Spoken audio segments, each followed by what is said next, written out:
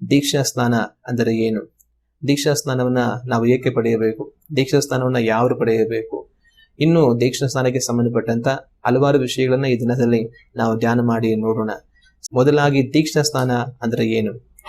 ದೀಕ್ಷಾ ಸ್ನಾನ ಅಂತ ಹೇಳುವಾಗ ದೀಕ್ಷಾ ಅಂತಂದ್ರೆ ಅದು ಆಧ್ಯಾತ್ಮಿಕವಾಗಿ ಸೂಚಿಸಲ್ಪಡುವಂತಹ ಒಂದು ಪದ.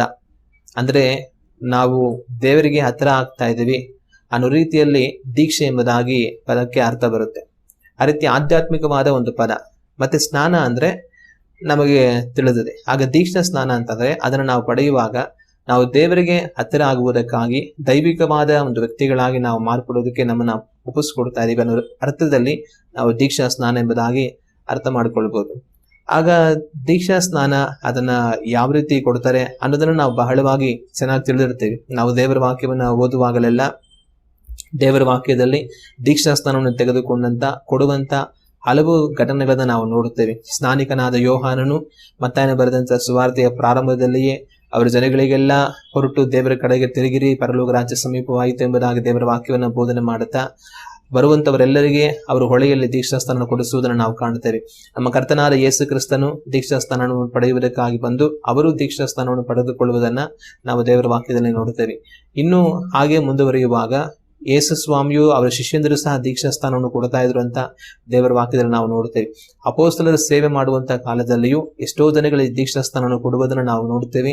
ಅಪೋಸ್ತಲನಾಗಿರುವ ಪೌಲನು ಸಹ ದೀಕ್ಷಾಸ್ಥಾನವನ್ನು ಕೊಡುವಂತದನ್ನ ದೇವರ ವಾಕ್ಯದಲ್ಲಿ ನಾವು ಕಾಣುತ್ತೇವೆ. ದೀಕ್ಷಾ ಸ್ನಾನ ಅಂತ ಹೇಳುವಾಗ ಅದನ್ನೇ ಜನಗಳನ್ನ ನೀರಿನಲ್ಲಿ ನಿಲ್ಲಿಸಿ ನೀರಿನಲ್ಲಿ ಅವರನ್ನ ಮುಳುಗಿಸಿ ಮತ್ತೆ ಎಬ್ಬರಿಸುವಂತದ್ದು. ನೀರಿನಲ್ಲಿ ಹೊರಟು ನಿಂತು ಪೂರ್ಣವಾಗಿ ನೀರಿನಲ್ಲಿ ಅವರು ಹಿಮ್ಮುಖವಾಗಿ ಮಲಗಿ ಮತ್ತೆ ಅವರು ಎದ್ದು ಬರುತ್ತಾರೆ. ಇದನ್ನ ನಾವು ದೀಕ್ಷಾ ಸ್ನಾನ ಎಂಬುದಾಗಿ ಕರೆಯುತ್ತೇವೆ. ಅದನ್ನ ನಾವೆಲ್ಲ ದೇವರ ವಾಕ್ಯವನ್ನು ಓದೋದ್ರಿಂದ ಸುವಾರ್ತೆಗಳಲ್ಲೆಲ್ಲ ಬಹಳವಾಗಿ ಬರೆದಿರುವುದರಿಂದ ನಾವು ಚೆನ್ನಾಗಿ ಅದನ್ನ ತಿಳಿದಿರ್ತೇವೆ. ಎರಡನೇದಾಗಿ ದೀಕ್ಷಾ ಸ್ನಾನ ಯಾತಕ್ಕಾಗಿ ನಮಗೆ ಪ್ರಶ್ನೆ ಬರಬಹುದು. ಈ ರೀತಿ ನೀರಿನಲ್ಲಿ ಮುಳುಗಿಸಿ ಎಬ್ಬರಿಸಿ ದೀಕ್ಷಾ ಸ್ನಾನ ಎಂಬುದಾಗಿ ಕೊಡುತ್ತಾರಲ್ಲ, ಆಗ ಇದು ಯಾತಕ್ಕಾಗಿ, ಏನಕ್ಕಾಗಿ ಇದನ್ನು ಮಾಡಬೇಕಂತ ನಮಗೆ ಪ್ರಶ್ನೆ ಬರಬಹುದು. ಮೊಟ್ಟ ಮೊದಲಾಗಿ ಆ ದೀಕ್ಷಾಸ್ಥಾನವನ್ನು ಕೊಡುವುದಕ್ಕೆ ಕಾರಣ ಏನು ಅಂತಂದ್ರೆ ನಮ್ಮ ಕರ್ತನಾದ ಯೇಸು ಕ್ರಿಸ್ತನೇ ಅದನ್ನು ನಮಗೆ ಆಜ್ಞಾಪನೆ ಮಾಡಿದ್ದಾರೆ. ದೇವರ ವಾಕ್ಯವನ್ನು ನಾವು ಓದಿ ನೋಡುವಾಗ ಮತ್ತಾಯನ ಬರೆದ ಸುವಾರ್ತೆ 28ನೇ ಅಧ್ಯಾಯ ವಾಕ್ಯಗಳು 19ರಿಂದ 20ರವರೆಗೂ ನಾವು ಓದಿದರೆ ಈ ವಾಕ್ಯಗಳು ಈ ರೀತಿಯಾಗಿದೆ. ಮತ್ತಾಯನ ಬರೆದ ಸುವಾರ್ತೆ 28ನೇ ಅಧ್ಯಾಯ ವಾಕ್ಯಗಳು 19 ಮತ್ತು 20. ಆದ್ದರಿಂದ ನೀವು ಹೊರಟು ಹೋಗಿ ಎಲ್ಲಾ ದೇಶಗಳ ಜನರನ್ನು ಶಿಷ್ಯರನ್ನಾಗಿ ಮಾಡಿರಿ, ಅವರಿಗೆ ತಂದೆಯ ಮಗನ ಪವಿತ್ರಾತ್ಮನ ಹೆಸರಿನಲ್ಲಿ ದೀಕ್ಷಾ ಸ್ನಾನವನ್ನು ಮಾಡಿಸಿ ನಾನು ನಿಮಗೆ ಆಜ್ಞಾಪಿಸುವುದನ್ನೆಲ್ಲ ಕಾಪಾಡಿಕೊಳ್ಳುವುದಕ್ಕೆ ಅವರಿಗೆ ಉಪದೇಶ ಮಾಡಿರಿ. ಇಲ್ಲಿ ನಮ್ಮ ಕರ್ತನಾದ ಯೇಸು ಕ್ರಿಸ್ತನು ಅಪೋಸ್ತಲರಿಗೆ ಕಟ್ಟ ಕಡೆಯದಾಗಿ ಅವ್ರ ಮುಂದೆ ಏನ್ ಮಾಡಬೇಕು ಅನ್ನುವಂತ ಆಜ್ಞೆಗಳನ್ನ ಕೊಡುವಂತ ಸಮಯದಲ್ಲಿ ಅವ್ರಿಗೆ ಹೇಳುವಂತ ಮಾತು, ನೀವು ಹೊರಟು ಹೋಗಿ ಎಲ್ಲಾ ಜನಗಳಿಗೂ ಸುವಾರ್ತೆಯನ್ನು ಸಾರಿರಿ, ನನ್ನ ಶಿಷ್ಯರನ್ನಾಗಿ ಮಾಡಿ ಎಂಬುದಾಗಿ ಅವರಿಗೆ ಹೇಳಿ ನಂತರ ತಂದೆ ಮಗ ಪವಿತ್ರಾತ್ಮನ ಹೆಸರಿನಲ್ಲಿ ದೀಕ್ಷಾ ಸ್ನಾನ ಮಾಡಿಸಿರಿ ಅಂತ ಅವರಿಗೆ ಆಜ್ಞಾಪನೆ ಕೊಡುವುದನ್ನ ನಾವು ಕಾಣುತ್ತೇವೆ. ಇದು ಮಾತ್ರವಲ್ಲದೆ ಮಾರ್ಕನು ಬರೆದ ಸುವಾರ್ತೆ 16ನೇ ಅಧ್ಯಾಯ ವಾಕ್ಯಗಳು 15 ಮತ್ತು 16 ಓದುವಾಗ ಅಲ್ಲಿಯೂ ಸಹ ಇದೇ ಆಜ್ಞೆಯನ್ನು ಅವರು ಕೊಡುತ್ತಾರೆ. ಆಮೇಲೆ ಅವರಿಗೆ, ನೀವು ಲೋಕದ ಎಲ್ಲಾ ಕಡೆಗೆ ಹೋಗಿ ಜಗತ್ತಿಗೆಲ್ಲ ಸುವಾರ್ತೆಯನ್ನು ಸಾರಿರಿ, ನಂಬಿ ದೀಕ್ಷಾ ಸ್ನಾನ ಮಾಡಿಸಿಕೊಳ್ಳುವವನು ರಕ್ಷಣೆ ಹೊಂದುವನು, ನಂಬದೆ ಹೋಗುವವನು ದಂಡನೆಗೆ ಗುರಿಯಾಗುವನು. ಇಲ್ಲಿಯೂ ಸಹ ನಮ್ಮ ಕರ್ತನಾದ ಯೇಸು ಕ್ರಿಸ್ತನು ಅಪೊಸ್ತಲರ ಸಂಗಡ ಕಡೆಯಲ್ಲಿ ಮಾತನಾಡುವಂತ ಮಾತುಗಳು ಬರೆಯಲ್ಪಟ್ಟಿದೆ. ಅದೇನೆಂದ್ರೆ, ನೀವು ಹೊರಟು ಹೋಗಿ ಎಲ್ಲರಿಗೂ ಸುವಾರ್ತೆಯನ್ನು ಸಾರಿರಿ, ನೀವು ಹೇಳುವಂತ ಸುವಾರ್ತೆಯನ್ನ ನಂಬಿ ದೀಕ್ಷಾ ಸ್ನಾನವನ್ನು ಪಡೆಯುವಂತವನು ರಕ್ಷಣೆ ಹೊಂದುವನು, ನಂಬದೆ ಹೋಗುವವನು ದಂಡನೆಗೆ ಗುರಿಯಾಗುವನು ಅಂತ ಅವರು ಹೇಳಿ ಅವರಿಗೆ ಕಳುಹಿಸುವುದನ್ನ ದೇವರ ವಾಕ್ಯದಲ್ಲಿ ನಾವು ಕಾಣುತ್ತೇವೆ. ಆಗ ಪ್ರಧಾನವಾಗಿ ದೀಕ್ಷಾ ಸ್ನಾನವನ್ನ ಏಕೆ ಕೊಡ್ತಾರೆ ಅಂತಂದ್ರೆ ಅದು ನಮ್ಮ ಕರ್ತನಾದ ಯೇಸು ಕ್ರಿಸ್ತನ ಕಟ್ಟಳೆಯಾಗಿದೆ. ಅವರು ನಮಗೆ ಕೊಟ್ಟಿರುವಂತ ನಾವು ಮಾಡಲೇಬೇಕಾದಂತ ಆಜ್ಞೆಯಾಗಿದೆ. ಆದ್ರಿಂದ ದೀಕ್ಷಾಸ್ಥಾನವನ್ನು ಕೊಡುತ್ತಾರೆ. ಇದನ್ನ ನಾವು ತೆಗೆದುಕೊಳ್ಳುವಂತವர்களಾಗಿ ಇರಬೇಕು. ಮತ್ತೆ ಮುಂದೆ ನಮಗೆ ಬರುವಂತ ಪ್ರಶ್ನೆ ಏನಂದ್ರೆ, ಯಾರು ದೀಕ್ಷಾಸ್ಥಾನವನ್ನು ತೆಗೆದುಕೊಳ್ಳಬಹುದು ಅಂತ ಹೇಳಿ. ಸಭೆಗೆ ಹಲವರು ಬರ್ತಾರೆ, ಆದ್ರೆ ಯಾರು ದೀಕ್ಷಾಸ್ಥಾನನ ತೆಗೆದುಕೊಳ್ಳಬೇಕು? ಬರುವಂತವರಿಗೆಲ್ಲ ದೀಕ್ಷಾಸ್ಥಾನ ಕೊಡಬಹುದಾ, ಅಥವಾ ಬರುವಂತವರೆಲ್ಲ ದೀಕ್ಷಾಸ್ಥಾನ ತೆಗೆದುಕೊಳ್ಳಬಹುದಾ? ಯಾರು ದೀಕ್ಷಾಸ್ಥಾನ ತೆಗೆದುಕೊಳ್ಳಬಹುದು ಅಂತಂದ್ರೆ, ಮೊಟ್ಟ ಮೊದಲಾಗಿ ನಂಬುವವರು ದೀಕ್ಷಾಸ್ನಾನವನ್ನು ತೆಗೆದುಕೊಳ್ಳಬಹುದು. ಮಾರ್ಕನು ಬರೆದ ಸುವಾರ್ತೆ 16ನೇ ಅಧ್ಯಾಯ 15 ಮತ್ತು 16 ಓದುವಾಗ ಅಲ್ಲಿ ನಮ್ಮ ಕರ್ತನಾದ ಯೇಸು ಕ್ರಿಸ್ತನು ಈ ರೀತಿ ಹೇಳೋದನ್ನು ನಾವು ಕಾಣುತ್ತೇವೆ. ಆಮೇಲೆ ಅವರಿಗೆ, ನೀವು ಲೋಕದ ಎಲ್ಲಾ ಕಡೆಗೆ ಹೋಗಿ ಜಗತ್ತಿಗೆಲ್ಲಾ ಸುವಾರ್ತೆಯನ್ನು ಸಾರಿರಿ. ನಂಬಿ ದೀಕ್ಷಾ ಸ್ನಾನ ಮಾಡಿಸಿಕೊಳ್ಳುವವನು ರಕ್ಷಣೆ ಹೊಂದುವನು, ನಂಬದೆ ಹೋಗುವನು ದಂಡನೆಗೆ ಗುರಿಯಾಗುವನು. ಇಲ್ಲಿ ನಮ್ಮ ಕರ್ತನಾದ ಯೇಸು ಕ್ರಿಸ್ತನು ಹೇಳುವ ಮಾತೇನೆಂದರೆ, ನೀವು ಹೊರಟು ಹೋಗಿ ಜಗತ್ತಿಗೆಲ್ಲಾ ಸುವಾರ್ತೆಯನ್ನು ಸಾರಿರಿ. ಅದನ್ನ ನಂಬಿ ದೀಕ್ಷಾ ಸ್ನಾನ ಮಾಡಿಸಿಕೊಳ್ಳುವವನು ರಕ್ಷಣೆ ಹೊಂದುವನು. ಯಾರು ರಕ್ಷಣೆ ಹೊಂದ್ತಾರೆ ಅಂತಂದ್ರೆ, ನಂಬಿ ಅಂದ್ರೆ ಏನನ್ನ ನಂಬಬೇಕು? ಶಿಷ್ಯಂದ್ರೆ ಹೇಳಿದಂತ ಸುವಾರ್ತೆಯನ್ನ ನಂಬಬೇಕು. ಹಾಗೂ ಸುವಾರ್ತೆ ಅಂದ್ರೆ ಏನು? ಸುವಾರ್ತೆ ಅಂದ್ರೆ ಮನುಷ್ಯರಾಗಿರುವ ನಾವು ಪಾಪಿಗಳು, ನಮ್ಮ ಪಾಪದ ಪರಿಹಾರಕ್ಕಾಗಿ ದೇವರ ಕುಮಾರನು ಯೇಸುವಿನ ಹೆಸರಿನಲ್ಲಿ ಈ ಲೋಕದಲ್ಲಿ ಮನುಷ್ಯನಾಗಿ ಕಾಣಿಸಿಕೊಂಡನು. ಆತನು ಈ ಲೋಕದಲ್ಲಿ ಇದ್ದು ಸೇವೆ ಮಾಡಿ ನಂತರ ಶಿಲುಬೆಯ ಪಾಡಿಗೆ ತನ್ನನ್ನು ಒಪ್ಪಿಸಿಕೊಟ್ಟನು. ನಮ್ಮ ಪಾಪಗಳಿಗಾಗಿ ತಾನು ಶಿಲುಬೆಯಲ್ಲಿ ಗಾಯಪಟ್ಟು, ನಮ್ಮ ಶಾಪಗಳಿಗಾಗಿ ಶಿಲುಬೆಯಲ್ಲಿ ತಾನು ತೂಗು ಹಾಕಲ್ಪಟ್ಟು, ನಮಗಾಗಿ ಬಾಧೆಪಟ್ಟು ಶಿಲುಬೆಯಲ್ಲಿ ತಾನು ಮರಣವನ್ನು ಹೊಂದಿದನು. ಮತ್ತೆ ಮರಣವನ್ನ ಜಯಿಸಿ 3ನೆಯ ದಿವಸದಲ್ಲಿ ಜೀವಂತವಾಗಿ ಎದ್ದು ಬಂದು ಈಗ ತಂದೆಯಾದ ದೇವರ ಬಲಗಡೆಯಲ್ಲಿ ಆತನ ಆಸೀನನಾಗಿದ್ದಾನೆ. ನನ್ನನ್ನು ಕರೆದೊಯ್ಯುವುದಕ್ಕೆ ಆತನ ಮತ್ತೆ ಬರುತ್ತಾನೆ. ಇದೇ ಸುವಾರ್ತೆ. ಇದನ್ನ ನಾವು ನಂಬಿ ದೀಕ್ಷಾ ಸ್ನಾನವನ್ನು ಮಾಡಿಸಿಕೊಳ್ಳುವಾಗ ರಕ್ಷಣೆಯನ್ನು ಹೊಂದಿಕೊಳ್ಳುತ್ತೇವೆ. ಆಗ ಇದರಲ್ಲಿ ನಮಗೆ ಏನ್ ಸುವಾರ್ತೆ ಇದೆ? ಸುವಾರ್ತೆ ಅಂದ್ರೆ ಏನು? ಒಂದು ಶುಭ ವಾರ್ತೆ, ಒಂದು ಒಳ್ಳೆಯ ವಾರ್ತೆ ಎಂಬುದಾಗಿ ಅರ್ಥ. ಆಗ ಯೇಸು ಕ್ರಿಸ್ತನ ಈ ಲೋಕಕ್ಕೆ ಬಂದು ನಮಗಾಗಿ ಬಾಧೆಪಟ್ಟು ಮರಣ ಹೊಂದಿ ಮತ್ತೆ ಮರಣವನ್ನು ಜಯಿಸಿ ಪರಲೋಕ ರಾಜ್ಯಕ್ಕೆ ಹೊರಟು ಹೋಗಿ ಮತ್ತೆ ಬರೋದ್ರಲ್ಲಿ ನಮಗೆ ಯಾವ ಒಳ್ಳೆಯ ವಾರ್ತೆ ಇದೆ ಅಂತ ಅನ್ನಿಸ್ಬೋದು. ಅದರಲ್ಲಿರುವಂತಹ ಒಳ್ಳೆಯ ವಾರ್ತೆ ನಮಗೆ ಯಾವುದು ಅಂತಂದ್ರೆ, ಯೇಸು ಕ್ರಿಸ್ತನು ನಮ್ಮ ಪಾಪಗಳಿಗಾಗಿ ಶಿಲುಬೆಯಲ್ಲಿ ಬಾಧೆಪಟ್ಟು ತನ್ನ ರಕ್ತವನ್ನು ಸುರಿಸಿ ಮರಣವನ್ನು ಹೊಂದಿದ್ದರಿಂದ ನಮ್ಮ ಪಾಪಗಳು ಆತನ ಮುಖಾಂತರವಾಗಿ ಕ್ಷಮಿಸಲ್ಪಡುತ್ತವೆ. ನಾವೆಲ್ಲರೂ ಪಾಪವನ್ನು ಮಾಡಿ ದೇವರ ಮಹಿಮೆಯನ್ನು ಕಳೆದುಕೊಂಡಿದ್ದೇವೆ. ನಮ್ಮ ಅಂತ್ಯಸ್ಥಿತಿ ಏನು? ನಾವೆಲ್ಲರೂ ಸಹ ದೇವರ ನ್ಯಾಯ ತೀರ್ಪಿಗೂ ಕೋಪಕ್ಕೂ ಗುರಿಯಾಗಿ ನಾವು ನರಕ ದಂಡನೆಗೆ ಒಳಗಾಗಬೇಕು. ಆದರೆ ಅದರಿಂದ ನಮ್ಮನ್ನು ತಪ್ಪಿಸುವಂತೆ, ನಮ್ಮ ಪಾಪಗಳು ಕ್ಷಮಿಸಲ್ಪಡುವಂತೆ, ನಮಗೆ ಬಿಡುಗಡೆಯಾಗಿ ರಕ್ಷಣೆ ಉಂಟಾಗುವಂತೆ, ನಾವು ದೇವರ ರಾಜ್ಯವನ್ನು ಸೇರಿ ದೇವರ ಮುಂದೆಗಡೆಯಲ್ಲಿ ನಿಂತುಕೊಳ್ಳುವುದಕ್ಕೆ ನಮಗೆ ಅವಕಾಶ ದೊರೆಯುವಂತೆ, ನಾವು ನಿತ್ಯ ಜೀವವನ್ನು ಪಡೆದು ದೇವರೊಟ್ಟಿಗೆ ಸದಾಕಾಲ ಇರುವುದಕ್ಕೆ ಮತ್ತೆ ನಮಗೆ ಒಂದು ಅವಕಾಶ ಉಂಟಾಗುವ ಹಾಗೆ ಯೇಸು ಕ್ರಿಸ್ತನು ನಮ್ಮ ಪಾಪಗಳಿಗಾಗಿ ಶಿಲುಬೆಯಲ್ಲಿ ತಾನು ಬಾಧೆಪಟ್ಟು ನಮ್ಮ ಮರಣವನ್ನು ಆತನ ಮೇಲೆ ಹೊತ್ತುಕೊಂಡು ತಾನು ಮರಣ ಅನುಭವಿಸಿದನು. ಆತನು ಮರಣವನ್ನು ಹೊಂದುವುದಕ್ಕೆ ಪಾತ್ರವಾಗಿ ಏನನ್ನೂ ಮಾಡಲಿಲ್ಲ.